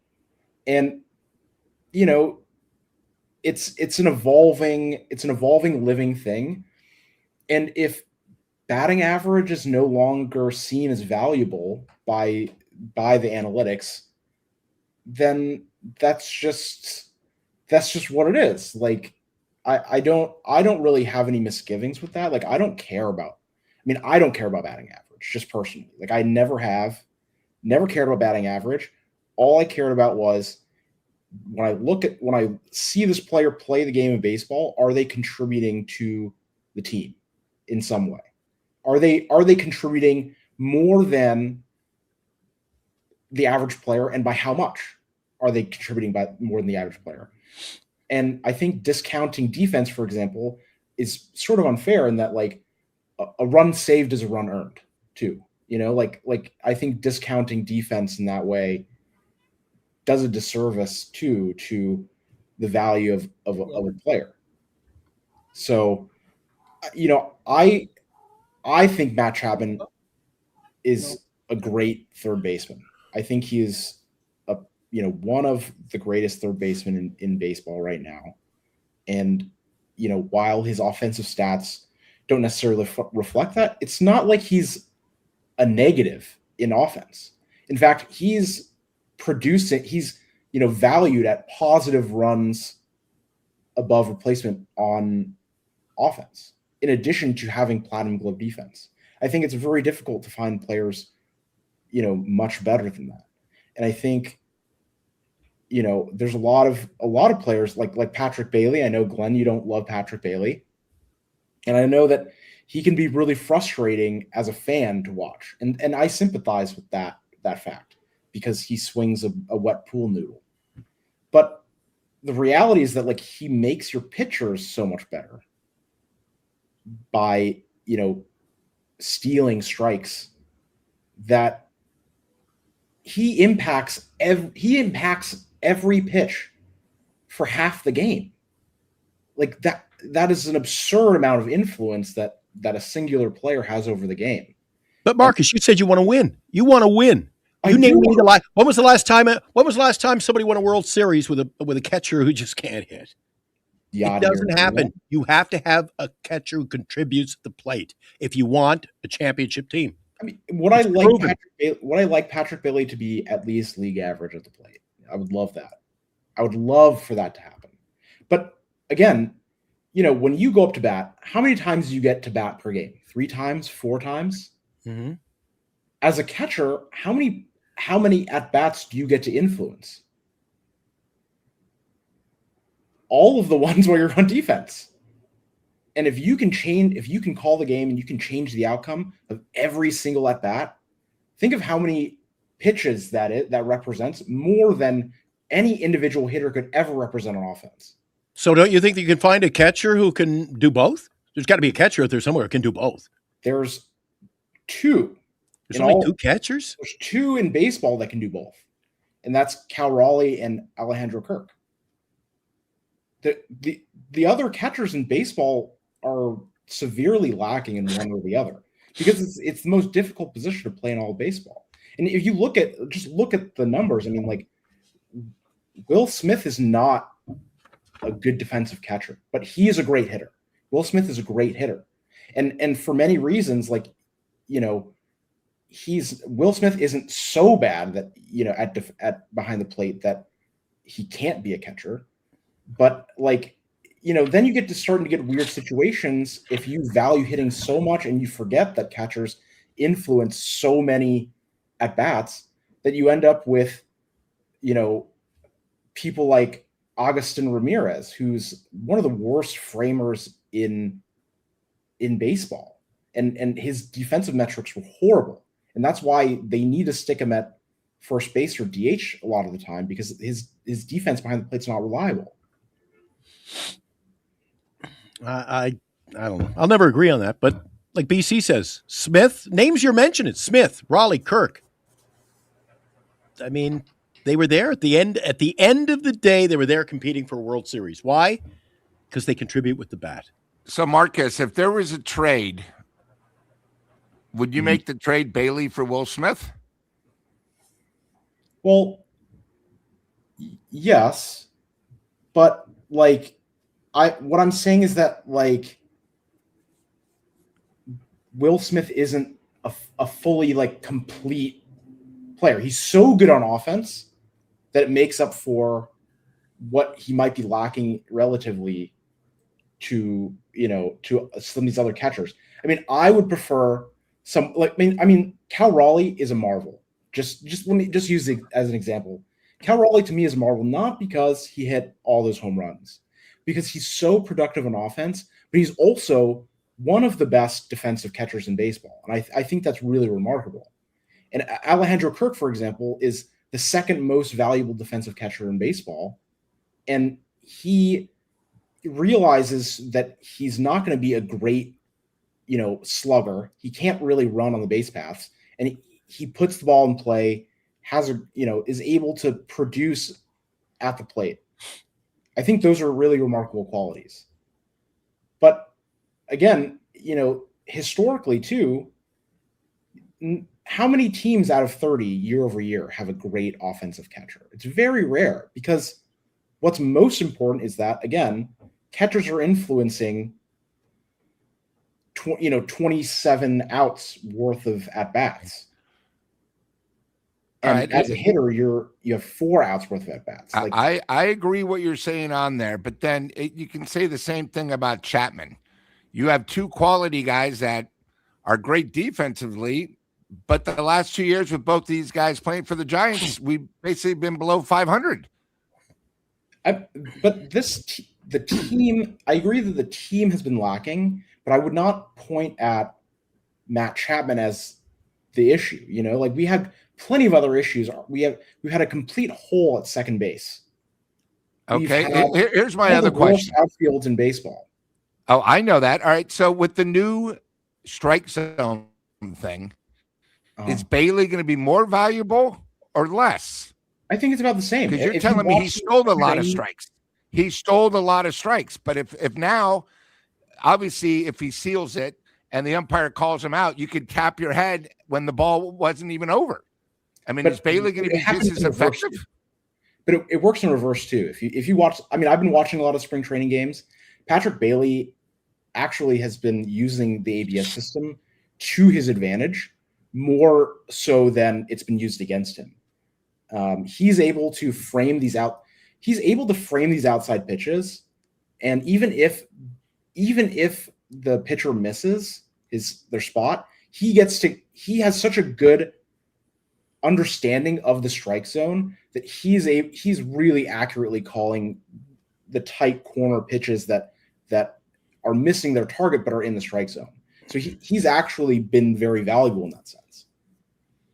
And this is like, literally inside baseball stuff, where like Patrick Bailey's understanding of defensive catching is something we haven't seen in baseball in quite a long time. It's really remarkable. And I think when you see an athlete as good at what they do as he is, I mean, I can't help but respect that, even though, in the box score, you don't necessarily see it reflected in how good he is and how productive he is. Who do you like better, Patrick Bailey or Alejandro Kirk, who you had mentioned? I mean, I like Alejandro Kirk because Alejandro Kirk is the best blocker. He's straight up the best blocker in all of baseball. He's extremely productive defensively, and he's, can hit for average, is able to be positive at the plate. But I don't think that like Bailey is irredeemable. Being a league average hitter shouldn't require that much more effort for someone of his physical talent. So I think like he has room to improve on offense. And if Patrick Bailey can become literally league average, he will be a 5-WAR, 6-WAR player. Like that's how That's how good he is on defense. Lou, Marcus had the quote of the night. There's Yep. room for improvement. So he's got to improve by at least 15 to 20 on his batting average. At least He Lou. is young. I mean, he is young. I mean, Dan brought up a great point. He was only in the minors, I think, for 180 games, if that. He skipped a lot. So maybe this could be the year. It just seemed last year he was up in a lot of situations. And I do know, switch hitting might have affected him. I do know he did have the inside the park homer in the 9th, which was probably the second biggest hit of the year. And a walk-off, big walk-off. Yeah, he had the walk-off, but, the inside the park was still pretty legendary. Mm-hmm. But there was just a lot of times, and again, maybe it's because you brought up a great point, Marcus, the team had a problem where with runners in scoring position, I mean, I've never seen teams with runners at first and third or first and second no out and not score just because we couldn't do it. So maybe I'm just saying it just happened to him where he didn't come in the clutch. All the Giants didn't. I mean, 7, 8, 9 stunk last year. So, but you know what? I will give you this, Marcus. I think you bring up a lot of great points. I never thought of it that way. But if we're midway through the season and he's at league average and the Giants are still having a losing record, then I'm going to ride it against you saying, I guess it doesn't matter. But if the Giants, if he still bats 210 and we're praising his defense and the Giants are doing better, I mean, hey, this is why we're on the show. I think what's great, Marcus, and then we'll get Dilly's opinion. We didn't forget about you, Dilly, is Marcus. You're bringing up a lot of stuff that maybe me and Glenn didn't see. I mean, obviously, I'm not a huge analytics guy. I think it's hurt baseball. But I think you are complete opposite, saying you think it's helped baseball because it's a lot different type of game than I was used to, just being older. But no, I appreciate your opinion. I think a lot of the stuff you said is really good. I think, me just not being a big fan of Chapman, expecting more, I will take one step back, but when he strikes out twice with runner scoring position and when he's up, when it really matters and he doesn't do anything, I will just say, Marcus told me. This is why we do this show. Everybody who's a baseball fan has a different opinion. And that's what makes Giant Sports Talk Live so unique. We're all fans for the same reason. We love the sport, but we can all be wrong and we can all be right in our different aspects. I think the Giants have a lot of holes. You think they have a problem in pitching too, but you also bring up a great point. If we have problems now, where would the pitching staff be without Bailey? How much worse would we be? So it would be a horror show. I mean, so I think, we're talking about wins. Maybe instead of us being 5 short without Bailey, we'd be 10 short, 15. I never see it that way. I think maybe me and Glenn are a little bit older where we care about the W's and more about the final score. But, this is why we talk. This is why, we're all in spring training. We're all getting ready for the season. And I think it's important where, you guys in the chat make this show. And, why we have 3 of us, me, Glenn, and Eric, is because we're all different. And I'm glad that Glenn bought you in. Sometimes my problem is I'm so far negative that I need to be bought to the center so I can see both sides. So I appreciate everything you said, Marcus. No, I love talking about baseball and I love talking about both. I mean, I see things from your point of view too, where seeing someone strike out freaking sucks. You want to see the ball put in play. You want to see, you want to make them work for it. You want to see action happen at the plate. You want to see, you want to see your players fight hard every at bat. I mean, I totally get that. And that's the entertainment part of baseball. That's why it's important, all these feelings that we have about baseball, they are all very unique. But at the same time, like, you have to think about your fans and who's watching the game, and striking out sucks. Striking out sucks, and it makes people not happy to watch your players go up to the plate. So in that sense, there is some value to getting players like Arise, so that when players, when the fans watch your team, you're not striking out three consecutive at bats in a row. But at the same time, baseball's an infinitely deep game. And the reason why analytics has reached this level of importance within the game is because, how are you going to get an edge over the next team? How am I going to understand which players are better and in what situations than others? How am I going to scout players to bring into my franchise if I don't have this advanced data? I mean, we know what it's like to have a team with no analytics, and it's the Colorado Rockies.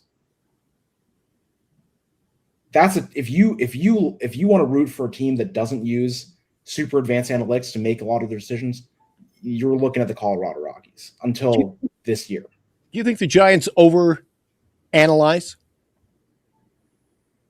No. Frankly, no. I think the problem with the Giants is that they underspend, and not because they overanalyze. The Dodgers do the same thing, but they also spend. I think they overanalyze based on nothing more than even the lineup. They try to steal wins any way they can. They're trying just to they're working with the handicap. Lou, right? didn't we have one of the arguably we had more lineups than any other team in baseball last year? I think Jung-Hoo Lee batted in every roster spot 1 to 9, didn't he? Yeah, I think that was my biggest complaint: consistency in the lineup. And I think Melvin, no matter what, you can have a guy hit 3 homers in one game, a righty, but if there's a righty pitching, he would put the lefty up the next game. You got to be the Tampa Bay Rays. The Tampa Bay Rays are horrible at that too. The Tampa Bay Rays have 2 great hitters in their lineup. They have Jonathan Aranda and Junior Caminero, and every time late in the game there's a possibility to get some mediocre player on the other side of the plate to get the handedness advantage, the Rays would sub them out. And it was one of the most frustrating things to watch as someone who, wants to watch these young upcoming players go up to bat, and it's the 7th inning and you're like, why is Junior Caminero coming out of the game? Like, what is happening here? So I think some people way overrate handedness metrics for sure. But I would say don't throw the baby out with the bathwater. The analytics are just a tool, and how you use them is sort of up to the individual skill of the managers and the front office staff.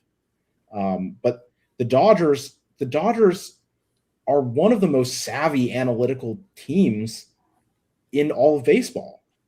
Hey, Wilmer. And they, in addition to that, have an ownership group that is willing to spend money hand over fist to acquire these great players to maximize their analytics. And that's why they have one of the best farm systems despite spending all this money and drafting late in every round.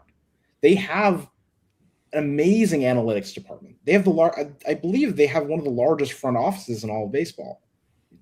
Them and, I believe also the Rays, but the Rays are another interesting situation. All right. Well, speaking of baby out with the bathwater, Lou, I think we're going to drain the bathtub. I wanted to make sure because Dilly's been waiting, so I assume he wants to see what Dilly wants to say before we head Marcus, out of I appreciate everything you said. Marcus, I appreciate everything, and I'm glad we brought you on, and we got to have you on more. So thank you for everything. Thank you. Let's have a drink over. Hey, Lou or Marcus, I'll be at Friday's game. I'll be there Wednesday and Friday and Saturday. So if you want to, let's hook up. And I'm sure there'll be other guys from our chat there as well. That opening weekend's gonna be big. And hope to see you at Tommy's, Marcus. Hope so. Yeah, I'll try to make that out there. All right, perfect. Free drinks. See you, buddy. Thanks, Marcus. All right, Dilly. Hey, thanks for waiting all that time, Dilly. We did not forget about you. I apologize. Get one more thought from him here. What do you want to say, Dilly, on the way out of here? And we got to get to Isabel. Isabel's been waiting. Oh my gosh, we got a full house here tonight. So on the way out, Dilly, want to add anything?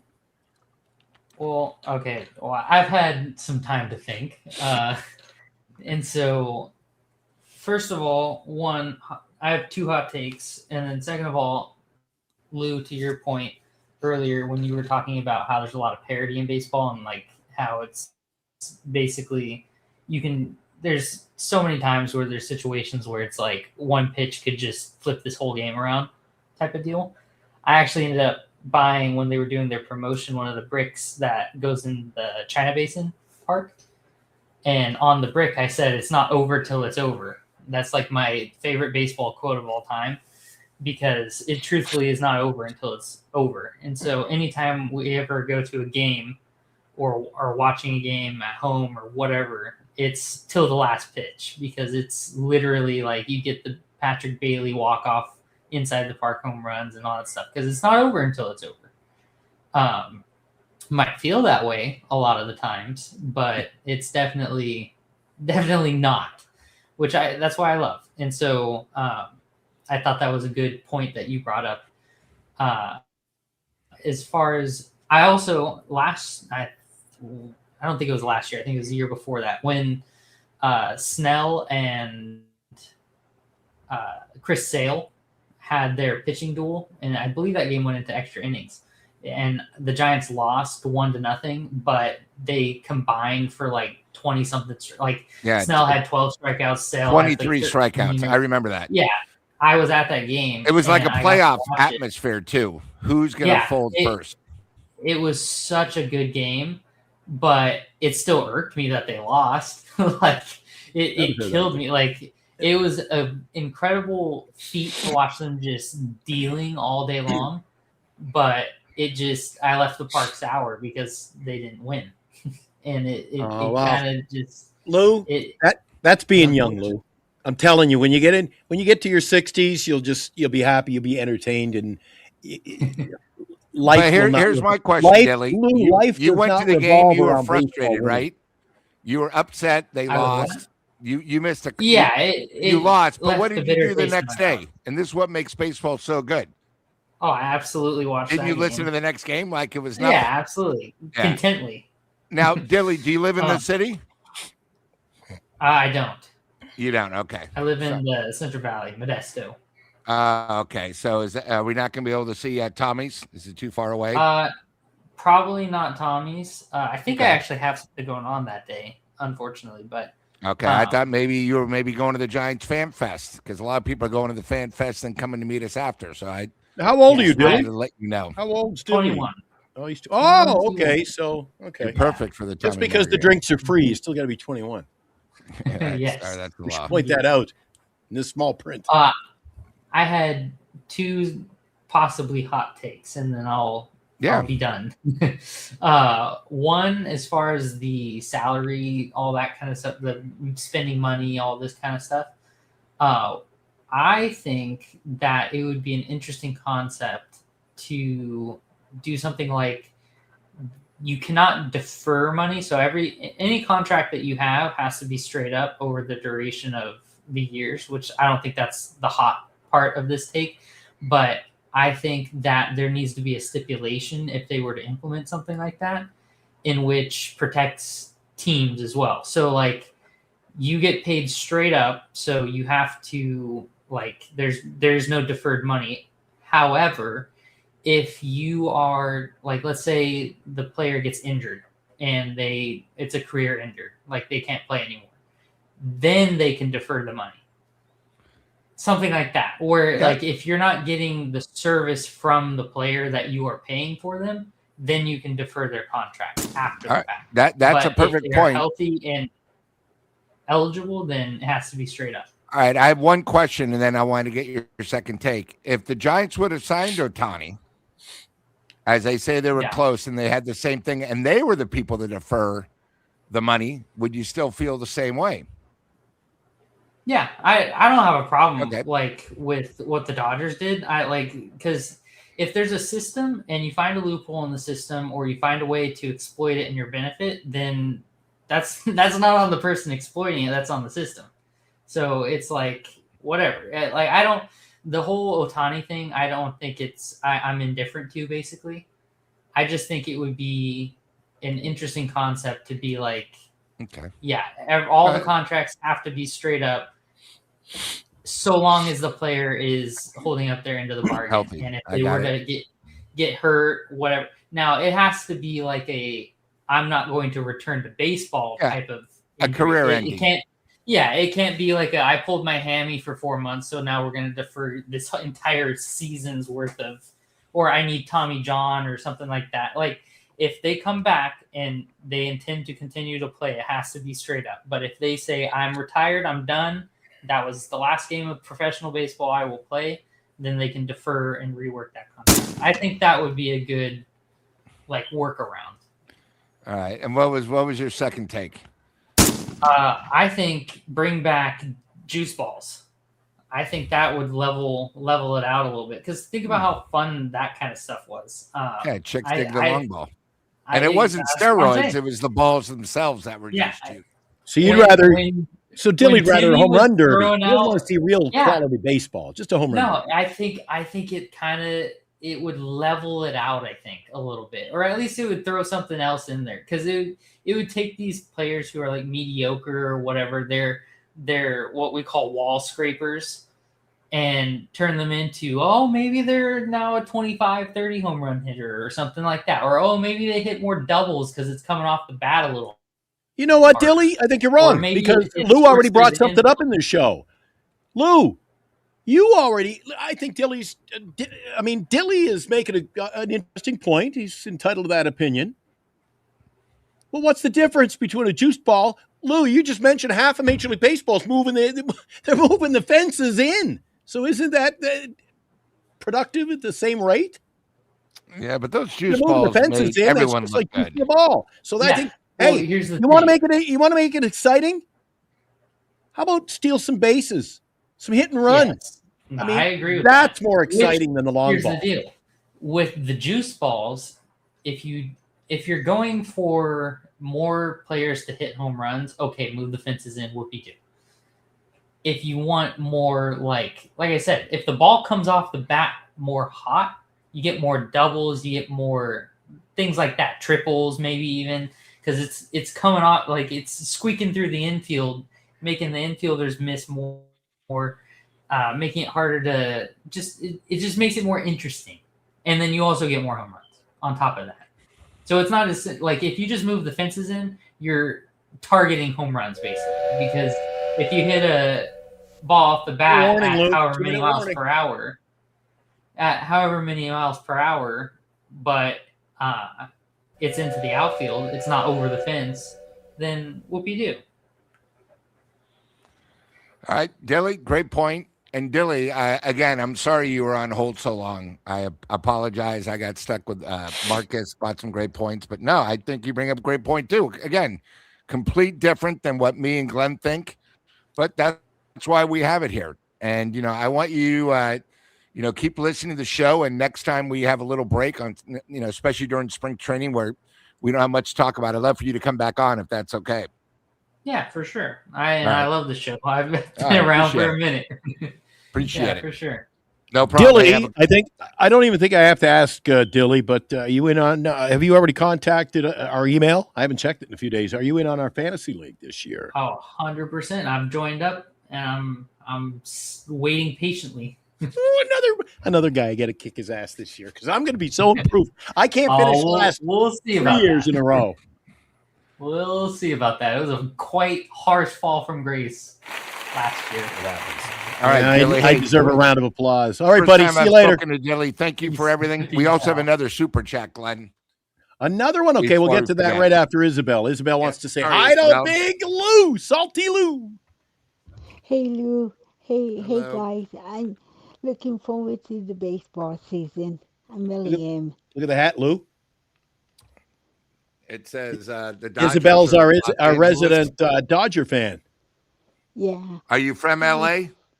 Yep, I'm from Glendale, California. Okay. So. Yeah, I'm down in L.A. a lot because one of my clients is a company called Yamava Casino. I think they sponsor the Dodgers a little bit up in Highland, the casino. Yep, they do. Yep. I never been there, but I heard of it. Yeah, okay. So, well, good. So are you expecting to three-peat this year? Yeah, I am, but the Dodgers already got bad news today. Gavin Soon, he, I guess he gonna have to not have surgery, but he have soreness in his In his shoulder. surgery. Yeah. So Yeah, that's so baseball. But they're yep, deep. They got depth. So, yep. and then do you get to go to the games, or do you basically more watch them on TV? I wish I could go to the game. I Okay. mostly watch them on TV, but you guys, I've been dying to say this. Let's see how the Giants do this year. I know you got Patello, and I don't know if that's gonna help, but whatever. Let's see how the Giants do.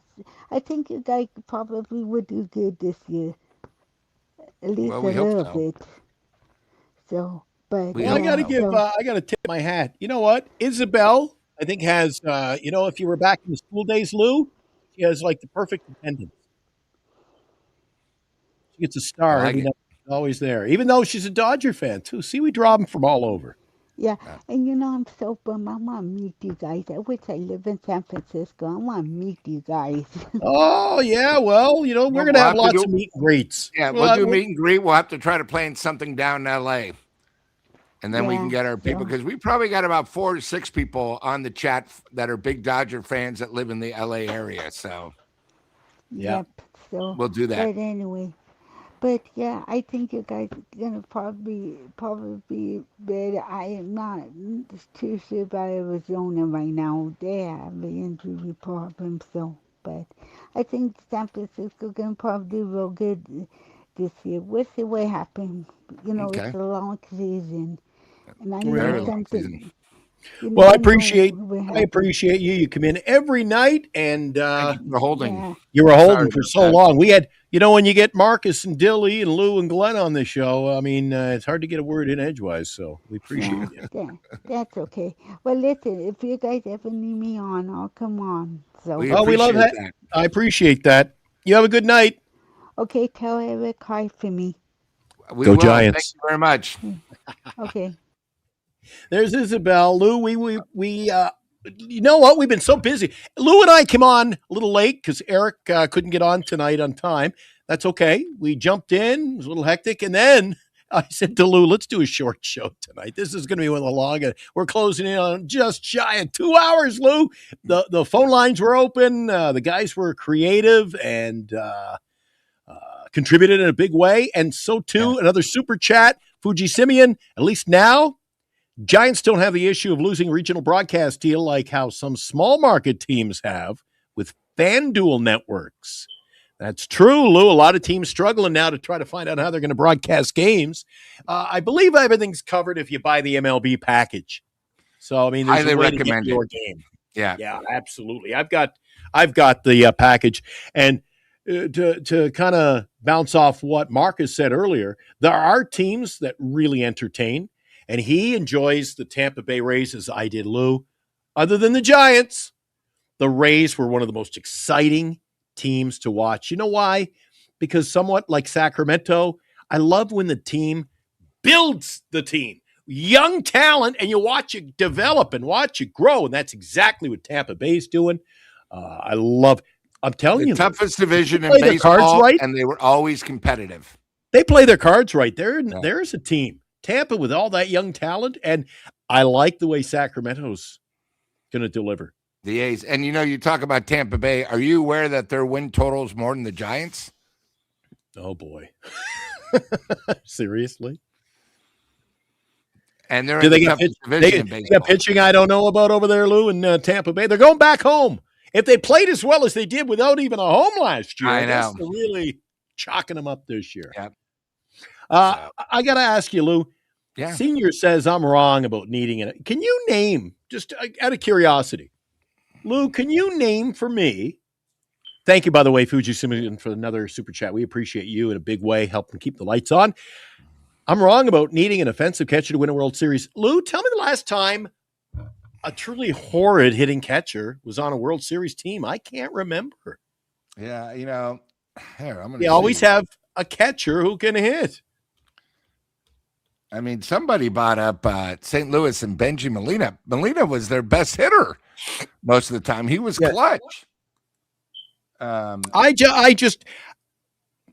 Marcus brought that up on a show last year, Lou. So I said to Eric, I said, pick 5 random teams. He did. He picked 5 teams. I know the White Sox, the Blue Jays, the Phillies. He picked 5 teams.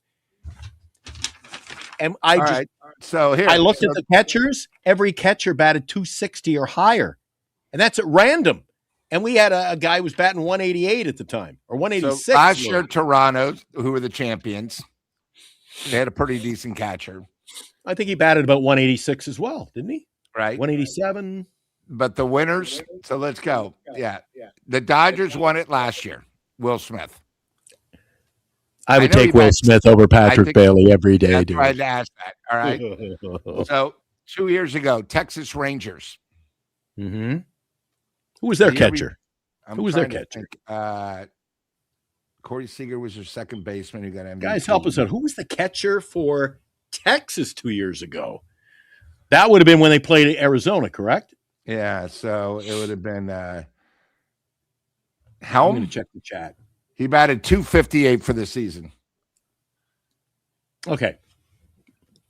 Keep it going anyway. If we miss one, we miss one. Yeah. The year before, Houston Astros. Their catcher was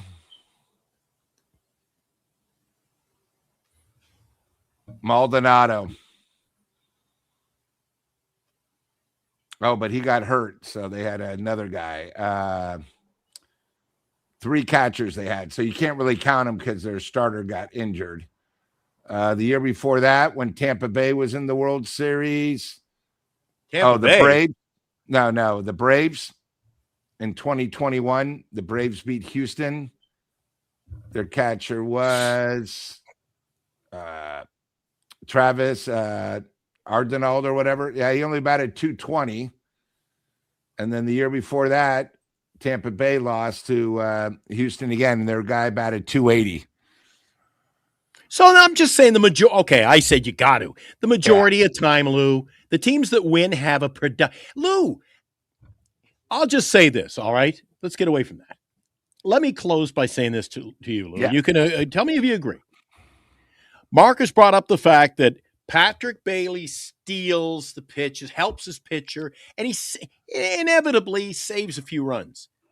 Don't you think after what you and I watched at Oracle Park down the street last year on the majority of evenings, he sure as hell better have saved a lot of runs because there was Lou, it was every night with runners at second and third. He left them stranded. I think he was minus instead of plus. The other way. He can't hit. He can't. Lou, he's a weakness to our roster. There's no and if you argue, then you're just a Giant fan. Yeah, plus minus, he was more. He gave up. He saved so many runs, but he gave up a lot more from not getting a hit. Too many were left on the table, Lou. Yeah. Too many. And a number of people, including myself, I kept saying to you, Lou, I could literally, in those box seats we were sitting in last year, those beautiful cozy seats, front row, bases are loaded, 2 outs, here's Bailey. I'll slip up and get a bathroom break or a drink. Yeah, he was as consistent as Lee with a weak-ass grounder to second. It was just constant, way too much. And he was flailing a lot. He wasn't getting quality swings. Yeah, lefty and righty. He should just decide, do one. Just needed a 2-2. Oh, listen, he's got enough problems. Just focus on one or the other. But anyway, it is. You know what, Lou? The good news is, like you said to Marcus and Dilly, we get to talk about it, and it's going to play out in the next 3-4 weeks. We'll know. Yep. And the month of April is going to be a very telling time for not only the Giants, but also, I believe, one Patrick Bailey. And Lou, I heard, listen, Lou, you weren't with us last year, and I was at my wit's end because every night guys would come in the chat, and I'm like, my God, will Lamont Wade Jr. even bat 150? Oh, he's got to get his at-bats, and he needs another month. Then I'm like, if he can't contribute, he can't contribute. Well, what are you keeping him on? Again, I call that the fan favorite. Well, he needs his nut. Give him the first 100 at bats. Yeah. I'm like, that's too late. It's too late. Lou, wave the white flag. A team that's got a lot of holes. Lou. Yep. Jesus. Agreed. I'd be out with this thing, Lou. I'd be out with this thing. And I'd be looking for a new catcher. That's what I'd be doing. Get the magnifying glass. Read the fine print. Can we get rid of him? Yeah. Anyway, I'm not a big fan. I think we could do better in the again, before we go, Lou, what do you think? Could they upgrade it's not would trading Patrick Bailey and still acquiring a guy who can hit and he's going to put on the tools of ignorance anyway. Is that a significant setback if you traded him? So this is Bailey's third year? What do you think? I think this might be his third year. If he's so good, why do we have so many other catchers we've signed? Have you noticed that? I think we've signed in 3 years, probably 11. I know they're backup catchers, but it's gotten to the point. I mean, we had that one guy we paid, I think, $2.8 million. The guy, I think, played 4 games. I know he got injured, but it seemed like every day. This past offseason, we picked up 3 more crumbs as catchers. Yeah. You think I think he's great defense, but again, one of the things is Chapman at third, great defense, not good offense. You have Bailey, Gold Glove catcher, but you never hear anything about hitting. So you have two guys that can't come through offensively with a team that strikes out so much. Those are huge holes. They're not winning with what they've done. Forget about having the Gold Glove defensive guy if he can't hit. It's not working. I'm sorry, but I'm just looking at the stats. We have not been over 500 the last 3 years. We have all these Gold Glove guys, but we can't hit. Great point. I see somebody in the chat saying Bailey's one of the, and like Marcus too. He's one of the best defensive catchers in baseball. Who cares, Lou? Who cares? Get me a catcher who can hit. And listen, and they keep saying, and you're kind of nibbling on it. Maybe he breaks out. Well, Lou, he's entering his 4th season. You know what his batting averages are all 3 seasons? 233, 234, 222. So at least he's consistently bad. So he's gotten worse. Yeah.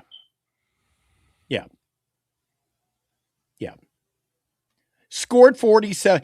Lou, your catcher in Major League Baseball, 46 RBIs. He was probably 4th or 5th for the Giants. It was so bad. Now, if we had a guy like Jorge Posada in our lineup, you know what they'd be saying in the chat? Yeah, but he's not a quality catcher. I don't give a damn. If you want a guy who's a Patrick Bailey defensive catcher, and that gives us a chance to get an early bathroom break in when he comes up with the bases loaded, fine. I mean, do you remember the night we were out with Dan from NorCal? And he hit it on the head. He goes, you never need to stay in front of the television set when Patrick Bailey steps up at the plate. Yeah. Quality time spent somewhere else, even if it's the can. And that's quality time. Right? So, well, when I'm drinking with you guys at Tom. Yeah. All right, perfect. Boy, long show. Countdown to Tommy's 2 weeks, Lou. 2 weeks. 2 weeks. 12 14th. days. And tomorrow, WBC against the Giants. It'll be on TV. That's true. It'll be something good. And, before we know it, we'll be talking Wednesday about that game, a little recap, and then, of course, on Wednesday's game. Yeah. And you want to drop by because the drinks are free at Tommy's. Thanks to our sponsor, Ocho Single Estate Tequila. And we're going to be the home, a Giant Sports Talk Live, your unofficial home for the Tommy's Margarita. Best margarita in the world, Lou. Remember we went to the chat AI and it said, the Tommy's Margarita is world famous. You can get that. You go to New York, only the fine establishments have the Tommy's Margarita. So 60 years they've been doing it. So they're doing. Thought you were trying to pull one over my head there, but you didn't. Oh, and by the way, Lou, we got news for you, pal. Before we go, we got so much on the table here. Coming up, I've got Wednesday. I'm going to be recording the show due to time constraints, trying to get the guys. People work for a living, Lou, and the fact we usually do this on the West Coast, people are in bed. It's hard to get. So we're going to record our first 3 installments of in the cards. I'm really looking forward to that. Talking about Giants. We're going to be talking about Willie Mays. We're going to be talking about, actually, I think the first show, the topic's going to be Shoeless Joe Jackson, which is going to be an interesting topic. So I'm looking forward to those. That's coming up. And it's in the card strictly about baseball cards. It's about tell me a San little bit what it's Francisco about. Giants players and their cards, and he kind of weaved the story with the cards. Nice, beautiful. Yeah. So it's going to be a 60-minute stanza of kind of some Giants history. And if it's not Giants, it'll still be baseball. I'm really looking forward to this one guy. He sold off like mega collection, like elite stuff. And we all thought the guy's nuts. Then he surprised us. He used the loot, went out and got the world's highest graded, tip-top condition Shoeless Joe Jackson rookie. And he's so proud of it. So he's going to be coming on the show. Renee, do you know Renee from Storage Wars?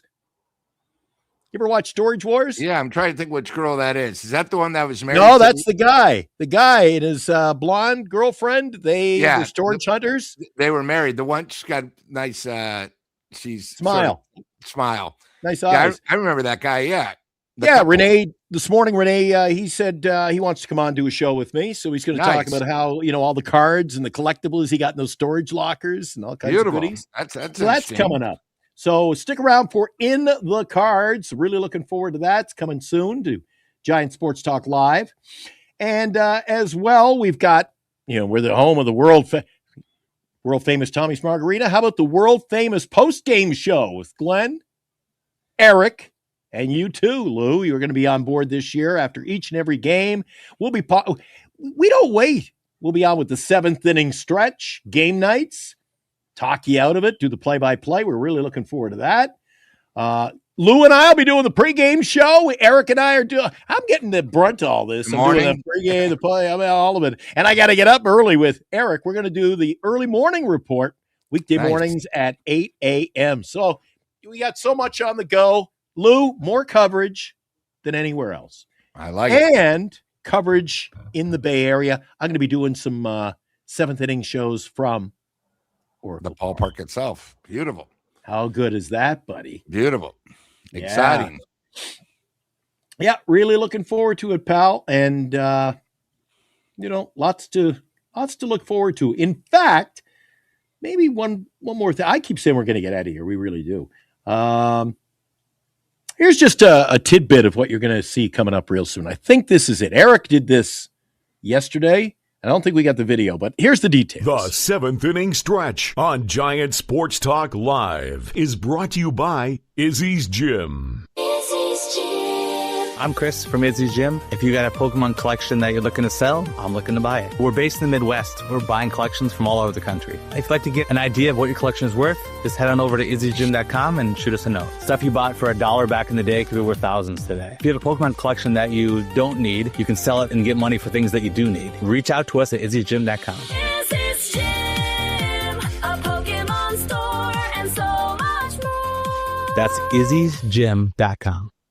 There you go. They're a proud sponsor of the 7th inning stretch, game nights, and, of course, you got the juice. Sponsoring In the Cards. They signed the check. They signed 2 checks, Lou. So I'm a big fan, obviously, of Izzy's.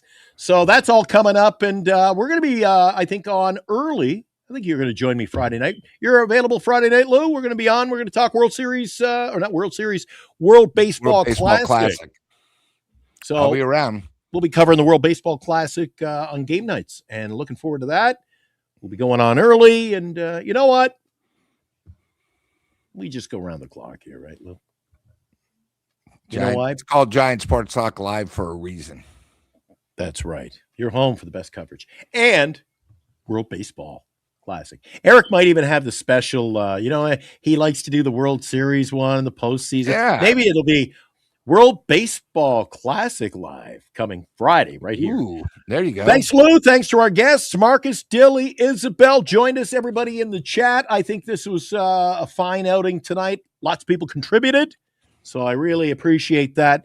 Appreciate Eric, all the work he's been doing. He came up with that concept of the 7th inning stretch, getting us on early. That means we get to do post-game show and get out of here earlier, too. And you know what it's like for me, Lou, when I'm doing these shows till 2 a.m. like tonight. Time to go.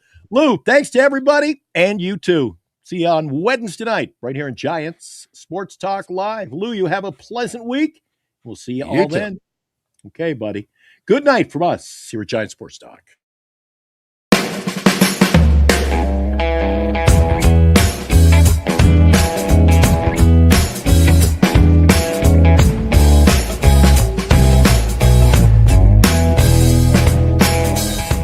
You've been watching Giant Sports Talk Live with Eric and Glenn, a Northern Lights Entertainment Broadcasting production.